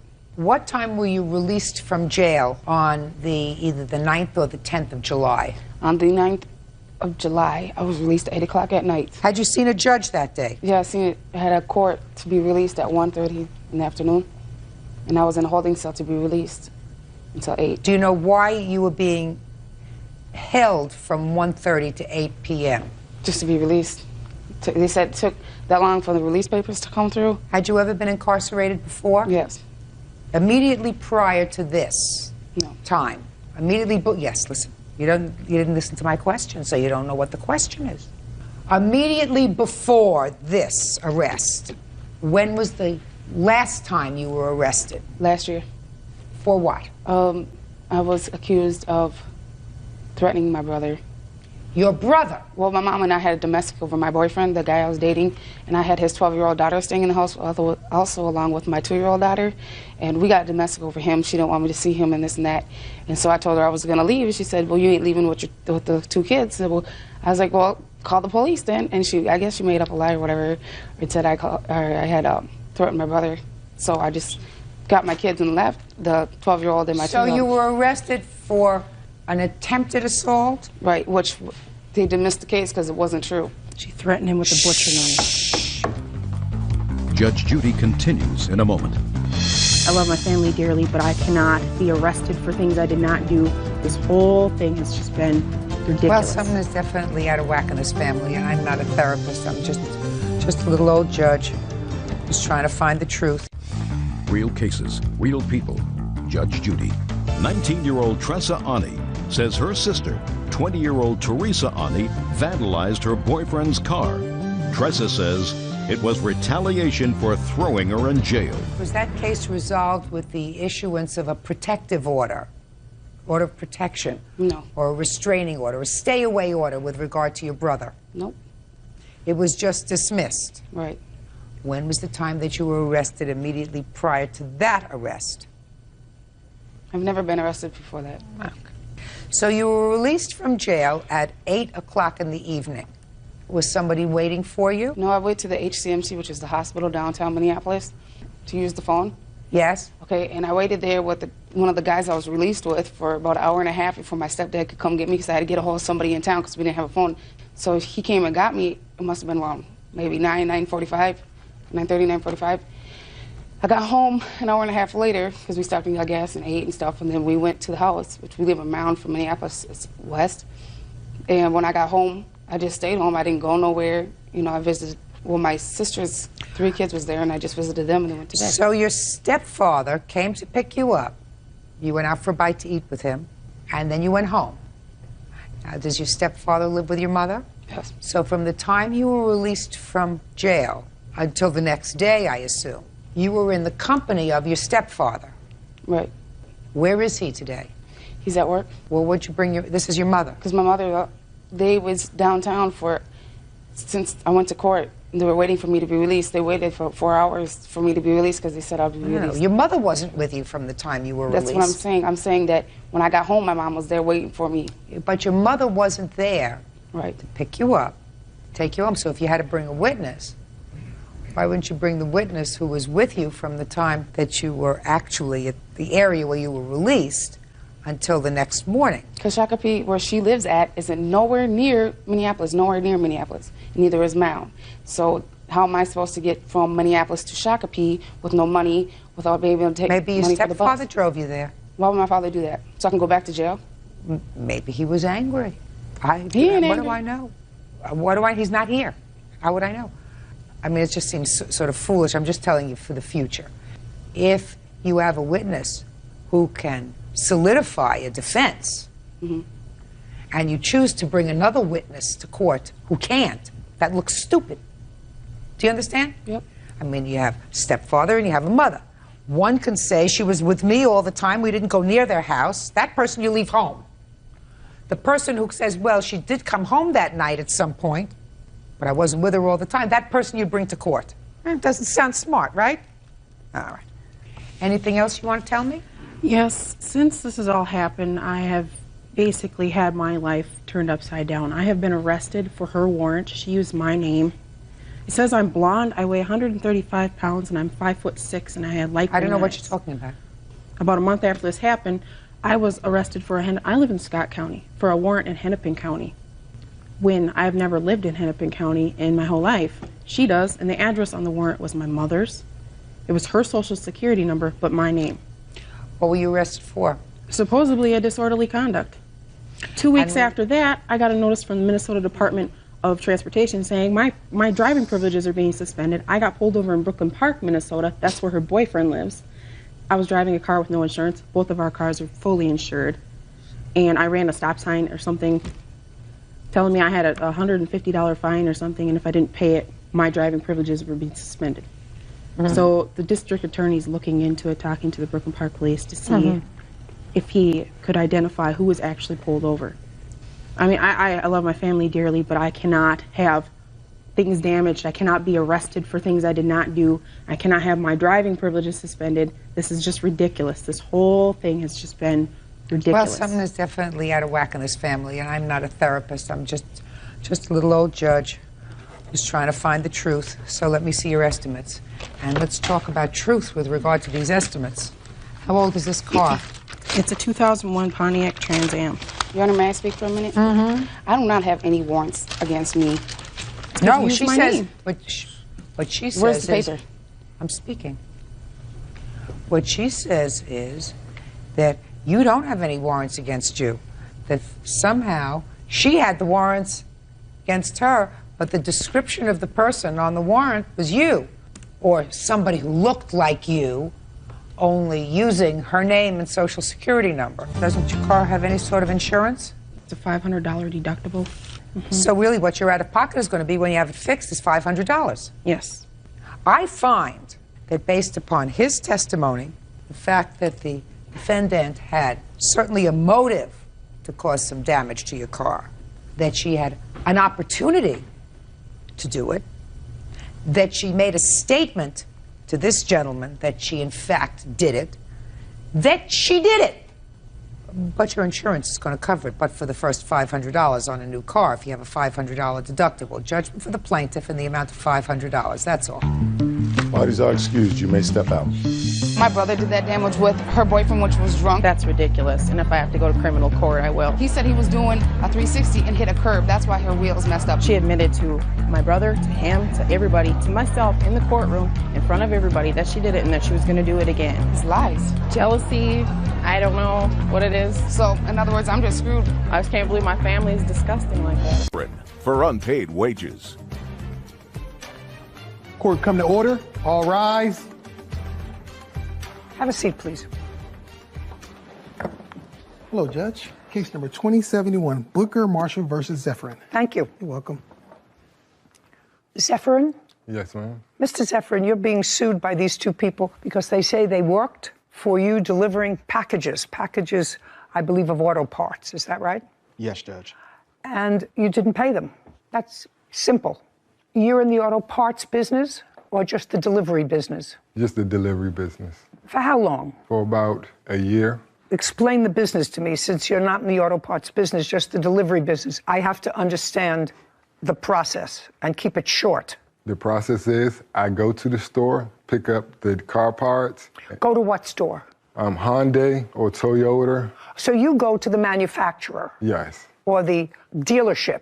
The dealership. And get the part? And get the part and deliver it. And you take them to independent garages that fix cars? Yes. Okay, now I understand. Your business is, you're sort of a middle person between your local auto repair shop and the manufacturer who manufactures those parts or its dealer. Yes, that's correct. We're the parts. So the part has already been ordered and paid for? Yes. By the garage, by ABC Garage? Yes. They just send you to expedite the delivery? Yes, ma'am. And how much do you get paid for each delivery? Well, it's not by each delivery. At this particular contract, it was between $120 and $160 a day. And you said that this particular contract, what contract is that? This is the car parts contract. Before the car parts, delivering the car parts, I was delivering packages. But this operation was just car parts. Yes, it was. Now, at some point, these two people, how many vans do you have that deliver the parts? Currently, I have one van. What were they using to deliver the parts? The van that I have. And what did you do? I worked in my 9 to 5. You had a different job. Yes. What kind of job did you have? I work at the Navy Yard. So this is sort of a side gig. A hobby, I would say. Well, a hobby, $120, $160 a day is a nice hobby. The garages. They also used it for personal use too, yeah. I don't care, but they used it because you didn't use it. You were doing your day job, according to you. Yes. And this was a side gig where these two people were working during the day to deliver the parts. Mr. Marshall was working during the day. Okay, let's just say Mr. Marshall. Okay. Now, Mr. Marshall sort of contracted with Miss Booker, or did you? Mr. Marshall did. You contracted with her. You agreed with her that you would split up this delivery. You would do it a couple of days, and she would do it a couple of days. Yes, Judge. Okay, so you had no direct agreement with him. Miss Booker, look at me. My question is, did you have a direct agreement or ever meet or discuss salary with the defendant? No, I did not discuss. And you can sit down. Okay. Because you have to have some sort of an agreement with someone in order to sue them. You had no agreement with him. Whatever agreement you had with him, correct? Is that right? Yes. And am I correct, Mr. Marshall, that you were supposed to be paid, according to you, a certain amount per day to make these deliveries? You decided you wanted to work 3 days a week and she would work 2? Yes. That's what I thought I read. Okay. Paying him $80, you were working your day job, and Sue, you were either going to get $40 or $80, depending upon the work that was done, right? Correct. And you were going to get that as a result of his work. Yes. Perfect. Now, this is what you say. You say that you all decided to go into business together. You bought this van. You paid for the insurance. He was going to work and make the deliveries. I'm telling you what you wrote. Okay. And if you have a problem with that, you'll tell me in a minute. Okay. He was supposed to work, make the deliveries, and not get paid until you paid off all your expenses, your startup expenses, the van, your insurance. Didn't you say that to me? Yes, I did. Or maybe I'm thinking about another case. I did say You did say that to me. I just wasn't correct, the we, because I bought the van and I paid up all the stuff. I said you paid. I didn't say he paid. You paid the van. You paid for the insurance. He was going to drive. He says you were supposed to pay him $80 a day to do that because you had a full-time job. You were making your money. Your defense to it is that that was not the agreement. The agreement was, this was the van. $2,000. So it was an old van. Yes. And how many months did you work at this job before you had a kerfuffle with him? A year and 3 months. Is that correct, sir, that he worked a year and 3 months? It seems more about close to a year to me. And when you say you worked for a year, was that 52 weeks a year? Yes. 5 days a week? Yes, sometimes on Saturday. From when to when? I would work, depending from what month and year to what month and year? January 2021 until March or April 2022. And in that year plus, how much money did you make? If you kept records of the days that you worked and how many hours you worked and how much you were supposed to be paid, then I could look at that. But I can't do this. This is ridiculous. Judge, may I explain? You can try, but you're going to be unsuccessful, Mr. Marshall. But I'm going to give you an opportunity to try. And later today. He did, in fact, bring you a truck. He didn't. Never brought you a truck. Never brought me the truck. Never returned my money. Anything. Oh.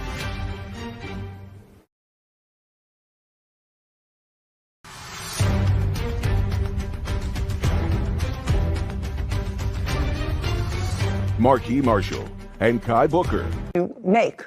Judge, it's a tough question because Mr. Zephyr never paid me what he was supposed to pay me. He always came up with an excuse or a reason why. I want to know how much money you made in that year. I don't know off the top of my head. Well, Judge. Then I can't help you. I have to know how much money he paid you, and I'm going to figure out from how much money he paid you, because even if I buy his defense, the van was only $2,000. So you have to sit down and figure out how much, unless you know, how much did you pay him? Around $320 a week. What do you mean around? I mean, you're a businessman. He did not work 5 days a week. He's saying he worked 4 to 6 days a week. All he worked was 3 to 5 days a week. I assume you were paid in cash? Yes. But you were paid during that year? Yes. Give me an idea in thousands how much you were paid. Around $20,000. $20,000? Yes, Judge. Around? Yes, Judge. So he did, in fact, pay you? He didn't pay me everything he was supposed to pay me, Judge. Well, how am I supposed to figure that out, sir? How am I supposed to figure that out? You keep records of what you do? Of when I worked, Judge, but I did not keep records of what I was paid because we're always arguing. He never paid me the full $700. That's not the reason you don't keep records. I'm sorry, Mr. Marshall. If you kept records of the days that you worked and how many hours you worked and how much you were supposed to be paid, then I could look at that. And I can ask him, and I assume he's a businessman. He would have the same records, and there may be a dispute, but I can't do this. This is ridiculous. Judge, may I explain? You can try, but you're going to be unsuccessful, Mr. Marshall, but I'm going to give you an opportunity to try. I appreciate it, Your Honor. Mr. Zephyrin was my friend. We went to the same high school, played on the same high school basketball team. I was the MVP, he was the team captain. Recently, his health has been declining.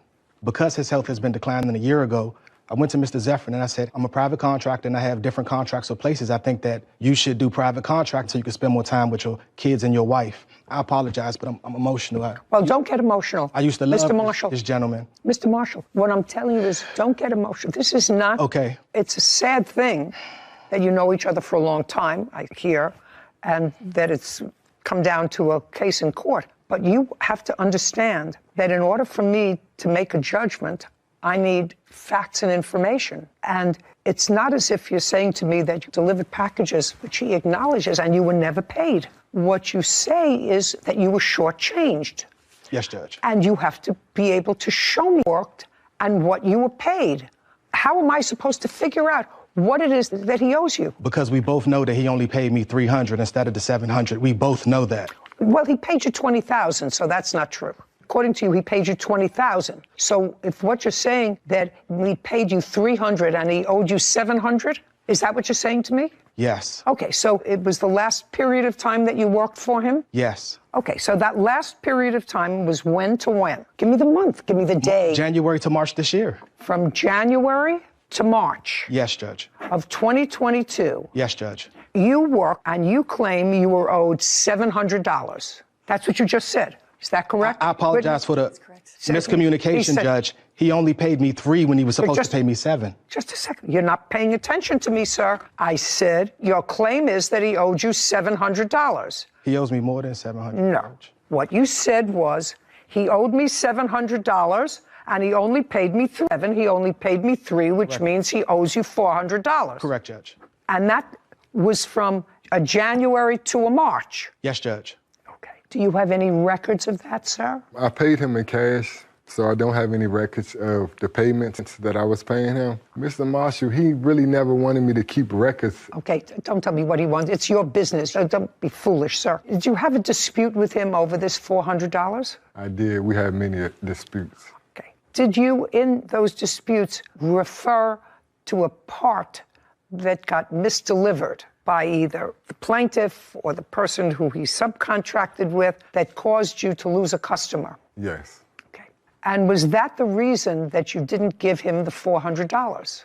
Just listen to my question.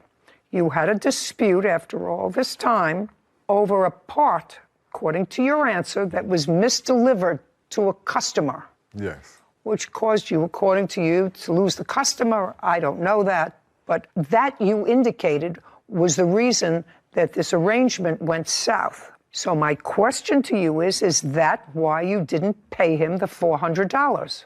No, it's not. He didn't return my van. Oh, so the reason you didn't pay him the $400 that you... Yes, I did. How many days later? 2 days later. I threatened to call the police. Okay, you owe him the $400, sir. Judgment for the plaintiff for the amount of $400. We're finished. Thank you. This court is adjourned. You can't keep somebody's van for 48 hours and still expect your money. He's lying about the fact that we stole the van and that we had it for those 2 days. I think it was really bad that he's suing me over this. We've been friends since high school. Document everything that you do when you do it. That would make better sense. But hey, things happen. He got a new girlfriend and things happen. Not a difficult situation. If you choose to pay an employee in cash, you have to keep records. both parties should have kept some sort of records. Otherwise, what they were asking me to do was guess. This defendant actually made it easy for me because without his statement, I would have dismissed the case. He said the reason he kept the $400 because the plaintiff did not return his van right away, kept it for 2 days. Well, that's sort of retaliatory. How do you fix $400 as cost for keeping as a a cost? van? You know, that's ridiculous. That's self-help. Keep records. Breached their contract to buy her baby shoe business. All right, what looks to be a complicated case actually is merely just a contract case. Miss Dion, you had a side business of making baby shoes, and I assume that those are the baby shoes. Yes, it was a full-time business. The defendants had a children's clothing website, and they became familiar with your baby shoes, and they were interested in buying your business. You entered into a contract wherein I believe that they agreed to pay you $30,000 for the business. Is that correct? That was the asking price. There was never a written contract signed. That's incorrect. Just a second. You entered into a deal for $30,000 and an employment contract without a written contract? As time's over. No, the 2 years. You can't change a written contract. Was it a written contract that was signed by both parties? No, it was He never refused signed. to sign it, even though he was the one that wrote it himself and emailed it to me himself. You called him within the period that you were supposed to be working for him and said, this is too much for me, I can't do it. I read your complaint. Do you understand? That's a...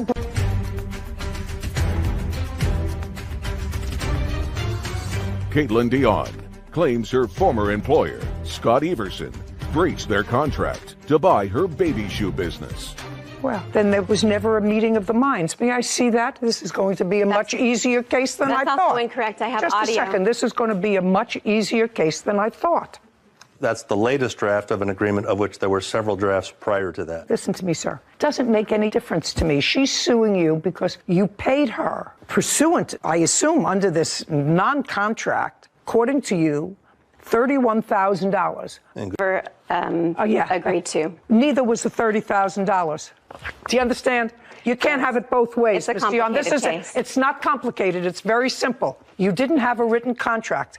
If you had an oral contract, that's one thing. I do have that, actually. I have audio that we can play right now telling him that he promises to pay me $30,000 regardless of how long I worked for him. Just a second. The original deal that you had was for $30,000. There was actually an original deal that you both thought was reasonable. You agreed to accept $30,000 from him for the business, and you would stay with the business for a period of time, either 4 months or 6 months. I'm not exactly sure what it is, but that is totally reasonable because he wasn't in the baby shoes business. According to your complaint, you were going through some marital difficulty, you were going through other major problems, and you called him within the period that you were supposed to be working for him and said, this is too much for me, I can't do it. I read your complaint. Do you understand? That's a breach of your contract. If there ever was a contract, that was, listen to me carefully. Look in the contract, listen, it says that he would take away $400 per week that I did not work for him. This is $31,000. He did not. He gave me $5,000. Just a second. He says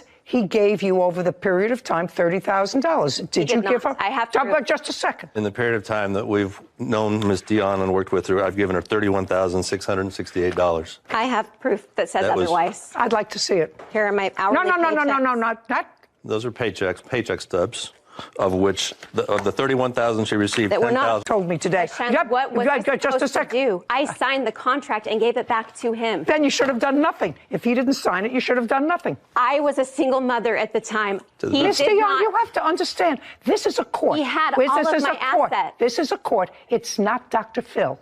You had no written contract, and if you had no written contract, you had to have an oral contract. I do.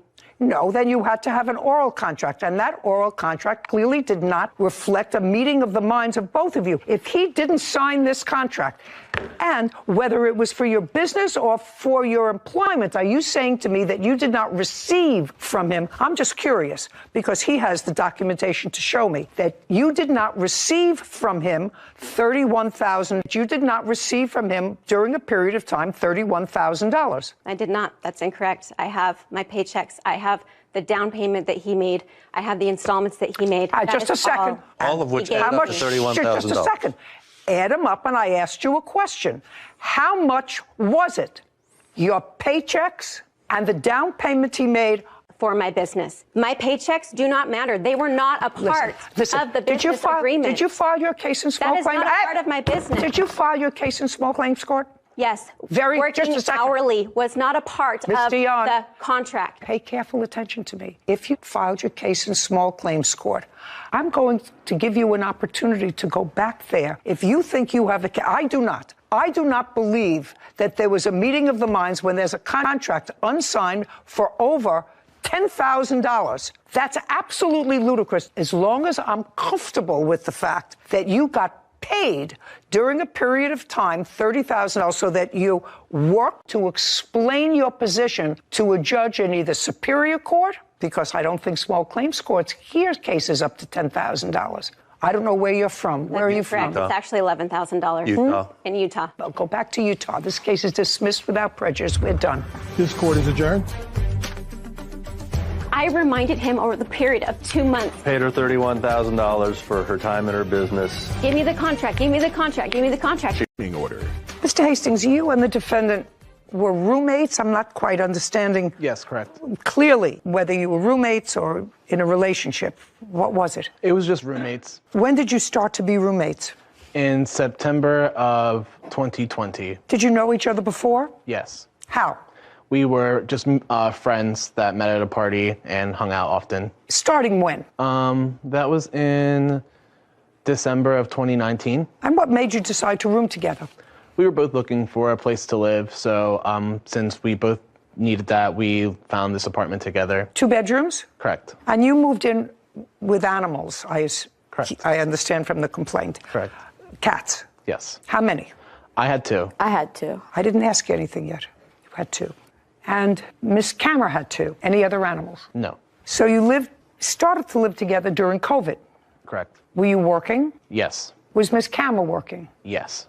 What was the rent on the apartment? It was $13.65. And you each paid half? Correct. So far, correct? Squabbles, but overall, we were just fine. I'm going to ask you the same question. 2020, everything okay? No. What happened in 2020? It was emotional warfare since I moved in with him. There was arguments with everything, even simple things like cleaning the dishes, just nonstop. I was terrified of him living with him. I couldn't bring anything up without it being an argument. Okay, so prior to moving in with Mr. Hastings, where did you live? With my parents. How old are you? I'm 21. Is this the first time you had an apartment? Yes. And how far away were your parents from this apartment? Probably like 10 minutes. If you were terrified, you should have moved home. I wasn't allowed to. You weren't allowed to because? Because I wasn't allowed to live with my dad and stepmom because they moved into a 55 and over neighborhood. When? Don't want to hear drama. If you had fights over who's going to clean the dishes, I don't want to hear terrified unless you're terrified. And if you're terrified and you're 21 years old, you go back to where you came from, to your parents' house. If you're terrified, may not have liked it, but that's just kid drama. So, squabbles in 2020. Your lawsuit says that she disposed of your belongings. She filed a restraining order. Yes.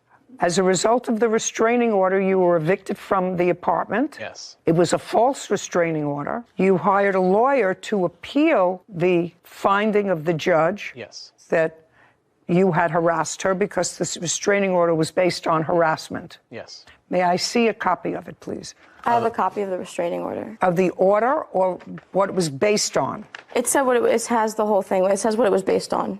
Yeah, I see what she has. It doesn't look like it was what it was based on. You do a write-up of what it was based on. On the front page. Everything in this write-up is true.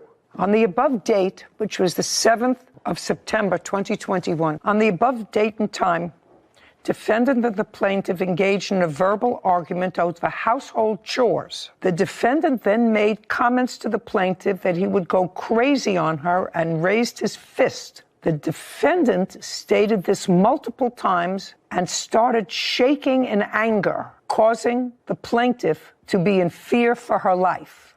And you had a hearing on this? Yes.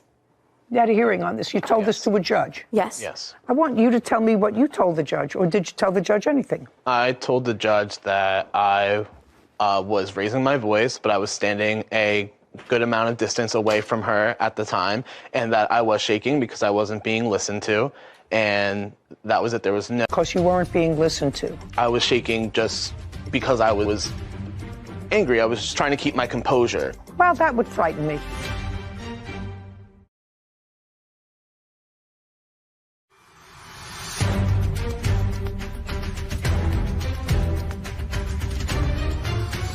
Ryan Hastings claims his former roommates, Peyton Kammer, owes for a security deposit and personal belongings. Peyton is countersuing for rent and emotional distress. Now, tell me, did the judge say to you, how would you describe shaking in anger because you weren't being listened to? Can you repeat that question? I don't know how you were shaking. You mean you... I was shaking as in, like, I was shaking just because I was angry. I wasn't being listened to. I was trying to keep my composure, so I was just shaking. Well, that would frighten me. Actually, I don't know whether I'd put you out of your house, but that would frighten me. Mr. Hastings, where are you living now? I just moved into a new apartment. With whom? Myself. Better? Yes, and my cats. Perfect. Yourself and your cats. Great.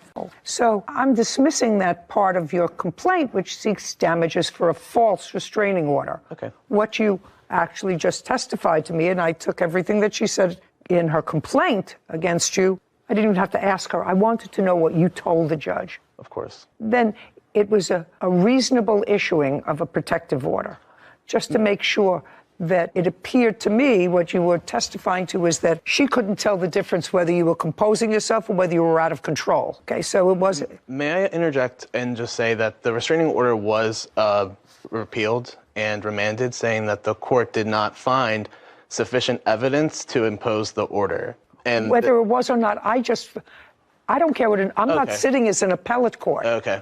I'm sitting as a trier of fact for the first time in your civil act. I says he was shaking. She says he was shaking in anger. You say I was shaking to try to maintain my composure. Well, I'm not going to worry about them. Let him go find someplace else to live, which is what he did. So I think that that's reasonable. Money owed for return of security deposit. Now, he was put out of the apartment. He put in security deposit. Correct. And he was put out of the apartment. How much security deposit did he put in? $682. Are you still living in the apartment? I am. Okay. When he moved out of the apartment as a result of this restraining order, was there any damage in the apartment that he caused? No. Then you have to give him back his $682 because any damage that would have resulted since he moved out would be your damage. Okay? That's fair enough. $682. That's your security deposit, sir. Return of belongings.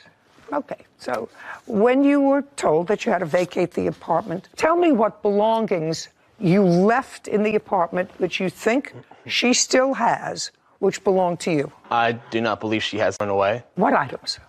So I had a bed. Just a second. Yeah. You had a bed and there was a major flea problem in the apartment as a result of your cats. Correct. Okay, she threw away the bed. What else? Okay, there was a Nintendo Switch. Do you know what that is? Nintendo Switch? I never found that. I believe he took that the night with him. Okay, she didn't have it. She didn't throw it away. What else? I also had a hookah that was in there. What, a hookah? Yeah. Do you have his hookah? No. Go. What's next? Okay, if you have to think about it that hard. I'm sorry. Sir, we're finished.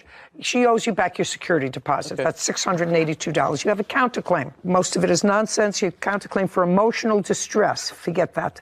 Only one emotionally. September. But that would have been the $682. Was he there in September? September 1st would have been the day that the money was due. No, when did he vacate the apartment as a result of your restraining order? September 7th, when the night of the mistake, but he was late on rent often. $682, that's what he gets. Yes. As he gets a security deposit back. Your counterclaim's dismissed. We're finished. Thank you very much. Thank you. This court is adjourned. I don't really disagree with anything. Everything went perfectly the way I would have hoped it went. I'm glad I got my security deposit back, but I could have definitely been compensated for the items that I lost. I mean, he got a little money out of it, but way less than he thought he would. It's a good day. Sometimes I can get anxious, but I would not hurt anybody physically. I hope he gets some help. Me and my cats are the best trio. You know, I remember from a very early period in my life when I started college that I wasn't really good at having a roommate. I think you must have passed that on to me.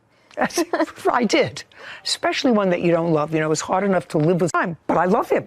Yeah. It's very hard to deal with somebody schmutz that you don't love. Got to be careful and pick someone you really think and cross your fingers and toes.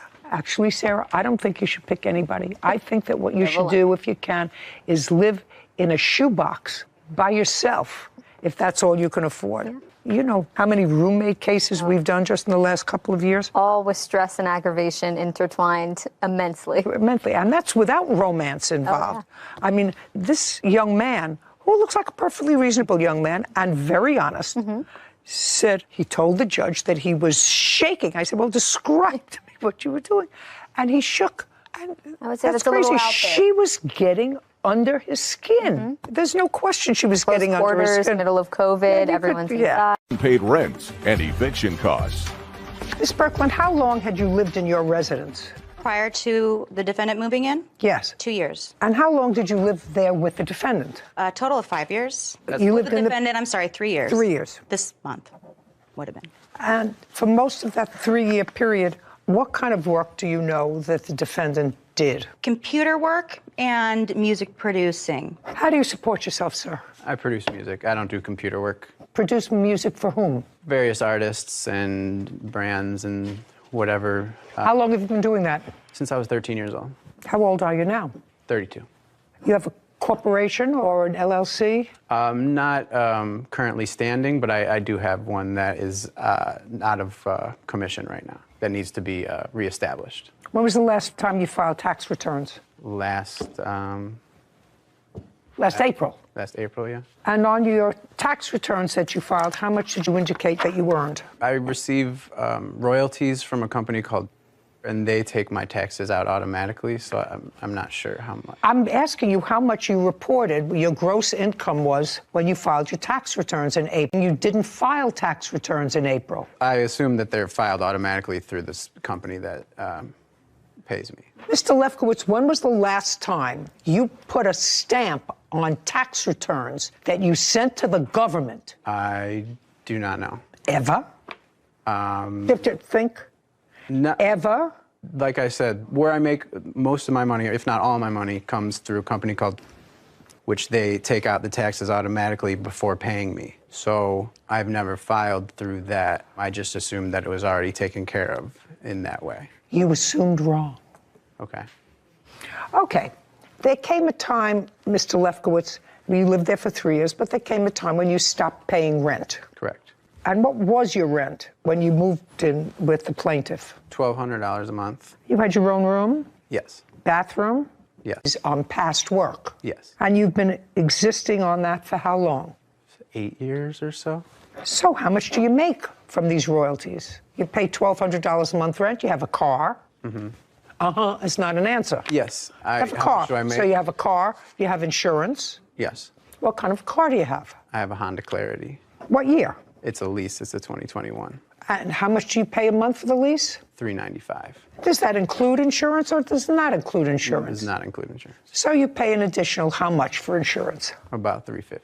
So you spend $700 a month for your car. Correct. And let's get back to, you moved in October of 2019. Your rent was $1,200 a month. And you lived there until when? Until about 2 months ago. So September 4th or 3rd is when I moved all my stuff out.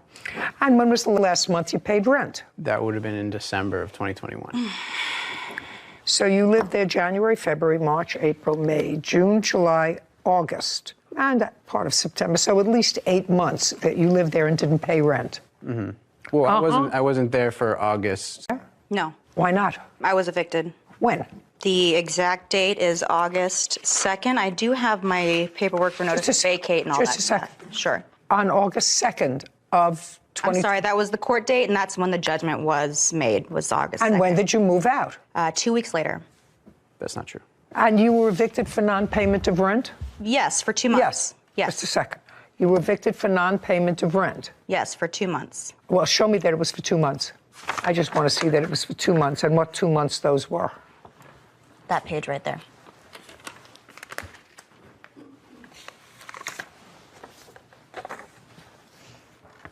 No, you didn't leave until, let's say, September 1st. That sounds more like it. You didn't leave until September 1st. I'm sorry, Your Honor. I did mistakenly speak. I do remember that the judge... Don't tell me what the judge said. I'm asking you when you left. Gave me 6 weeks from that date of August 8th. What? A few days before. Fine, that's at about the same time. She actually left after that.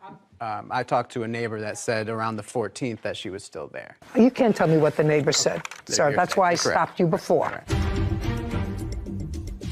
Well, I know there's a moratorium for COVID, and the government shut my business down. That's what he says. I knew that I had protection. He's saying the exact same thing you are in his answer. You two are soulmates. Hey, no, Your Honor, I'm sorry. Shannon Berkland claims her former roommate, Ian Lefkowitz, is responsible for unpaid rent. Okay, this eviction notice is dated May 26, and it says that you didn't pay April or May. Correct. But both of you lived there in June. Did you pay June? Yes. Show me proof. Show me proof that you paid June and July. Show me proof you didn't pay April and May. Show me proof that you paid. My proof? Your proof. Is in the fact that I don't owe any rent except for when the moratorium lapsed, and I... No. I don't have a receipt. I don't have a receipt for payment. Then just... And you didn't pay for April, May, June, and July. I know you didn't pay for August. There's no question you didn't pay for August, and you were actually there in August, so you didn't pay for 5 months. I guess, yes. Okay, yes. And the reason that you didn't pay rent for those 5 months was what? I had spent all my savings on paying rent, and I had none left. I paid as much as I could supporting him. Just a second. The best I could, and I... What happened is you both sort of took advantage of this rent moratorium. Not true. Well, if you didn't pay rent for April, May, June, July, and August, what were you doing? Waiting for him to pay his rent because I couldn't afford to pay for my station. Just a second. Yeah. You didn't pay any rent. You did what he says. So I knew that I had protection. That's what he says. He's saying the exact same thing you are in his answer. Did he go to court and do the paperwork and do the filings and Who cares? And I do. Who cares? I don't. Each of you seems to be living. You operate your hair business out of your house. In addition to another business, yes. Whatever. You operate your hair business out of the house. He operates, I don't know what he does, but I know he's 32 years old, supports himself, spends $700 a month on a car, spent for a long time $1,200 a month rent, and can't remember the last year or the last decade that he filed tax returns. So whatever it is, this is your problem, Miss Berkland, and this is what I actually didn't understand when I read your complaint, because what you're looking for is 8 months rent from him. Correct. You didn't pay the rent. I shouldn't be evicted. I asked him to leave every month that he didn't pay me. Should have read a cutter. I had a business as a hairdresser, and I went out to rent a station. And I was out for 4 months to pay for a station. It doesn't matter. Because I wanted to go back to be my nice space that I had created for myself and I've worked my butt off for, and my clients liked. I wasn't getting paid rent for his room. I wanted to move my studio into his. Been easy, and this home was the one thing that I've worked my ass off for. It's the only thing in life that I loved, besides Miss Berkland, did you say to your landlord, yes, I have a roommate. Yes. He's not paying me his half of the rent, but I want to show you in good faith, I am going to give you my portion of the rent. You didn't do that. Yes, I did, Your Honor. Well, show me. Just a second. Show me. All I know is they say this is your evidence for the full amount of the rent for April and May. And I know you didn't pay June, July, August, and September. I know you didn't pay that. So I'm asking you, just show me some proof, Miss Berkland, that you said to your landlord, who is also in business. Well, we have a rent moratorium. I'm not in any worse position now than before, so I'm just not going to pay rent. Your Honor, I was... Just show me that you made partial payment to the landlord for April, May, June, July, and August. I don't have that because I was protected under the law. Okay, good. And so is he. Wait, Your Case Honor, is wait. dismissed. I We're have finished. One question Goodbye. for you. Goodbye. Listen, I can prove you to two you are so. that You're I just. attempted You're to just pay a, full rent after you he two. was gone, and I was able to bring my business into the house. You two are soulmates. You both relied. No, Your Honor, I'm sorry. Out. This court is adjourned. Soulmates. You both took advantage of a law, and you both lost. Goodbye. I have nowhere to operate both of my businesses. I created one during COVID, We both exercised our rights under California tenant laws, and which I would have had I had a room that he wouldn't leave. you know, that's just what it is. Every month, I pleaded with him. It never happened. I cried. I fought. She never asked me to leave crying, approached me, nothing. If it can be helped, don't have a roommate. Exact same legal loophole that was created during COVID for people who really were struggling and not being able to afford their rent. And now she sues him for doing the exact same thing that she did. So the landlord is really the only one out here. That's correct. Yeah. And if he could write a check to the landlord, that would be fine. But the landlord isn't a party. I have a feeling that there are a lot of very small landlords, you know, not people that own giant buildings, but people who have, you know, their real estate businesses are small. They may have 2 or 3 or 4 apartments that they rent. They maintain them, whatever. She was living there for a while, clearly happy with the situation because she lived there for 5 years. Well, why just not pay your rent if you're still doing hair in the apartment? That's a business. That's what you're doing. He's still collecting his same royalties, which he thinks somebody else should be reporting on their tax return. Yeah. I don't know. People have to really grow up. I'm getting so losing my patience so quick. Car payments and vehicle damage. Mr. Pickett, you and the defendant, according to what I've read, were friends. You knew each other. Yes. You had a car that you were interested in selling. The defendant was interested in purchasing the car. Your car was 10 or 11-year-old vehicle. Correct. Is that correct? Yes. When had you purchased it? I purchased it about a year or so prior. So you only had the car for a year. You were not an Sure original enough, owner. yeah. Did you pay cash? I did. How much did you pay for the car? Roughly $10,000, $10,000. No, I want to know. I mean, you came to court today, not a roughly. Today we know the numbers. We're not talking about something that happened 20 years ago, something that happened a year ago. You bought a car a year ago. You paid cash for it, according to you. I want to know how much you paid for it. That's easy. You should have those records. 10,000. Well, now you say 10, right? Yep. Now you say 10. So now I'm going to tell you to go outside and get me the bill of sale for the car. I did not bring that. Why? I didn't think I needed it.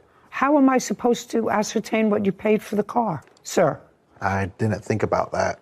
Should have thought about it. I thought about it right off the bat. You had the car for 1 year. And when did you sell it to the defendant? 3/18 of 22. For how much? $10,000. Well, then you're a genius businessman, because unless this 10, 11-year-old car, Mr. Pickett, had something really unusual about it, most cars depreciate the moment you drive it. Sarah, take a look at a 2012 Dodge Charger with 148,000 miles. I got it. Between 7,500 and 10,000 for a private party sale. Okay, so as I thought, the value of the car went down from when you bought it, but you sold it to him for $10,000 because he was making payments, I assume because he was making payments. Did you have a written contract? I did. I'd like to take a look at it.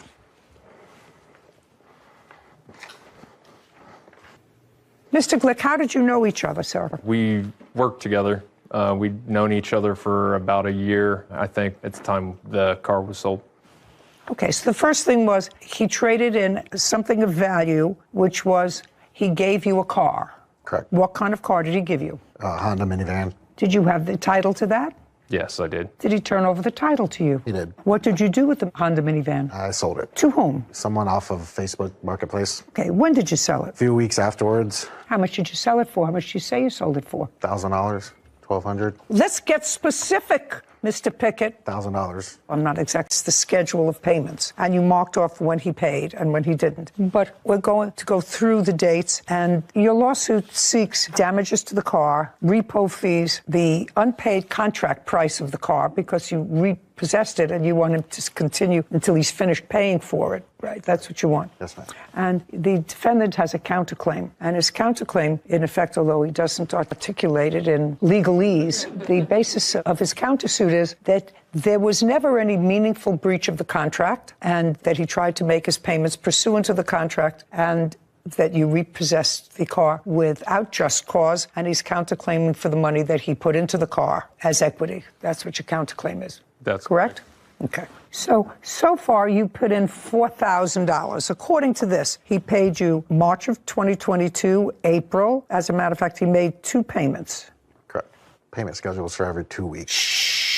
6/17, he made a partial payment, but made that up on 7/1, so he was up to date. Then you say on the 15th of July, he missed a payment. Did you miss a payment the 15th of July? Yes, I did, Your Honor. Tell me why. At that point, the plaintiff had already threatened to repossess the car several times before I'd ever missed a payment on the car. Because you made a partial payment once in June. Yeah. No. Yes. Yeah. Yes. Okay, so you missed a payment on July 15th. Yes, and I informed him when I missed the payment that the reason for missing it, he had just filed for bankruptcy, and with his bankruptcy and the threats to repossess the car, I had decided that I wanted to miss, as it states in the contract, that I could miss 2 consecutive payments before repossession. I wanted to talk to a lawyer and make sure that I wasn't going to be putting even more money into a car that you weren't going to have equity in. Exactly. Okay, so that's why you missed July 15th. Yes, that's okay. correct. And it's the 29th of July, also missed. Yes. So I attempted to give Mr. Pickett a $500 payment on the 29th. He refused to accept that payment, and I have that in text. I'd like to see it. Text messages. I'd like to see it. Do you acknowledge that he attempted to give you a payment on the 29th? Yeah, he attempted to make a partial payment. He attempted to give you $500. Correct. And tell me why you didn't accept the $500. He missed the payment on the 15th. I informed him on the 16th that I would not accept a late loan on it. Oh, you didn't tell me that. That adds a different wrinkle to this whole thing, because he told me you paid cash for the car, so I assume there was not a problem.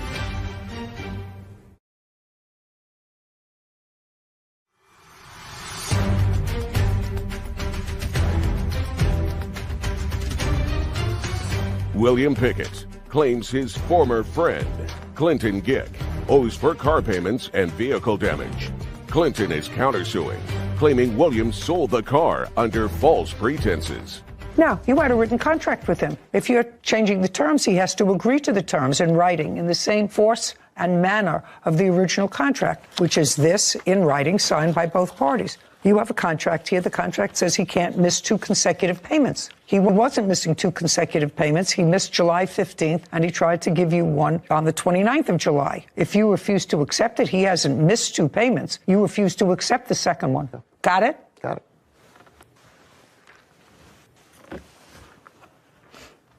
Okay, well, I see the interchange, Mr. Pickett, and the interchange clearly says you're paying your $1,000 today or returning my car. He says, I'll be giving you my $500 payment that's due today. Then you changed the contract and you said, not acceptable. You're behind $500 and a late payment will only be acceptable with a current payment. Is there anything about that in your contract? Other time between the time I repossessed it. Okay, well, you had no reason to repossess it so far unless he missed 2 consecutive payments or unless he failed to keep insurance. Did he fail to keep insurance? I have never been given proof of insurance. This doesn't require that you are given proof of insurance. Or not. This doesn't say you require proof. Did you have insurance on the car? Yes, I did, Your Honor. Through whom? Erie Insurance Agency. Okay, and you have no information to the contrary? I don't.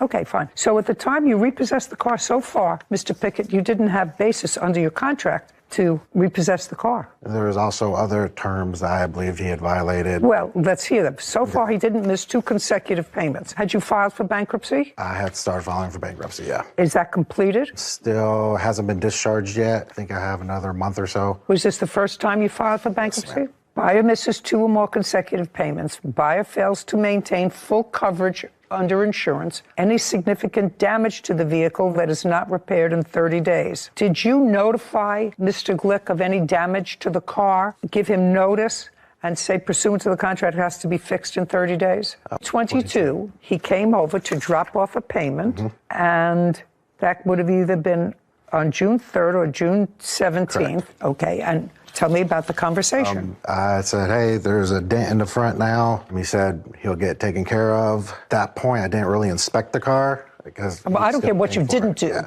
I want to know what you did. Yeah, I told him, it needs to be fixed. And he said he'll get it taken care of.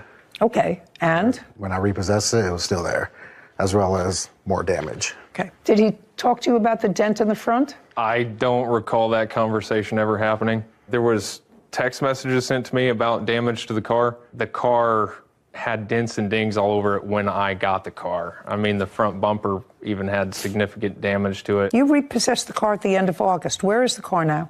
At my house. What's it doing at your house? I was just sitting there for the moment.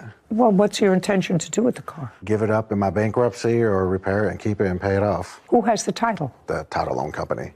So there was a loan on this car? Yeah, there's a title loan on it. Oh, you didn't tell me that. That adds a different wrinkle to this whole thing. Because you told me you paid cash for the car, so I assume there was not a problem. When did you take out a title loan on the car? I took out the title loan. Month and year? One of them was in December of 21. Did you know that there was a title loan taken out on this car? I knew that there was one. I didn't know that there were multiple. I don't know. But yeah, I did know there was a title loan. Did you know in what amount? No. I was $6,000 is what was owed on it still at that point when he bought it. How much did you pay off? A few thousand by that point. It's super high interest. Okie dokie. Mr. Pickett, your claim against the defendant is dismissed. I'm now entertaining his counterclaim. Do you understand? Yes, ma'am. You get stuck with this car. Now, problem is, you drove this car. Yes. Was it your primary source of driving the car? Yes, it was. Okay. For 1, 2, 3, 4, 5, 6, 7, 8, 9, 10 months, right? Yes. Okay. So, Mr. Glick, this was your primary vehicle. How much do you think it would cost you to rent a car per month? Per month. Give me a figure. To rent a car? Yeah. Per month, I would say $900 a month, probably something like that. $900,000 a month, maybe. Okay. Based upon what you told me, it's not so egregious because you had the use of the car for 10 months. I actually don't think that an 11-year-old car would cost that much to rent. $900 a month, considering that you also paid for your own insurance. Correct. And if you rented a car is that a truck? It's a car. Is there a site where you could look that up? I'll see what I could find. But the intention was that money was going to go towards, something that I would own. Well, I understand that, right. but you had full use of his property for 10 months. Sure. You don't think it's fair for you not to pay for some of that use? I would think the depreciation in the car for the mileage that I put on it would be more than fair. Absolutely. Everything depends on how much you put down versus how much you pay monthly, so there's a wide range. Give me the range. He didn't put anything. $786 a month, $843 a month, but these are for brand new Dodge Chargers, not for 2012. Oh. So. Okay. And according to you, the current low price on this car is $7,500 price. For a private party. For a private party, low price, $7,500. Yes. So you're going to resell this car, and the car is currently in working order, and the low price on that car is $7,500, right? Yes. And he's already paid you $5,000. Yes. In order to break even, if you sold that car, all you need is $2,500. Correct. So I think that it's more than fair to give you credit for the $2,500 from what you paid. Okay. You paid $5,000. Half of that seems to be a more than reasonable figure to have full use of his property, and he repayments, so you don't want this car back, because getting this car back will be more trouble for you than anything else. Exactly. I absolutely understand that, because then you're dealing with his creditors and whatever. I'm not trusting that whole situation. In any event, I don't think that you paying $2,500 towards the rental of the car over a 10-month period is unreasonable, and then he's whole. Then if he wants to spend money to have the car spruced up before he sells it, well, maybe he can get $8,500 for it, and then he's whole. So now everybody's happy. Judgment on the counterclaim for $2,500. We're finished. Thank you very much. Thank you, Your Honor. This court is adjourned.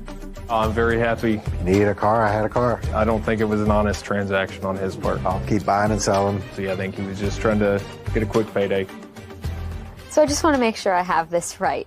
The defendant was paying the plaintiff $1,000 a month towards the vehicle that the plaintiff had a title loan out on, but instead of paying off the title loan so the defendant would have the car free and clear, right, he decided to keep the payments and not pay off the title loan. Correct. Huh. which means that even after he completed the payments, which he was halfway through,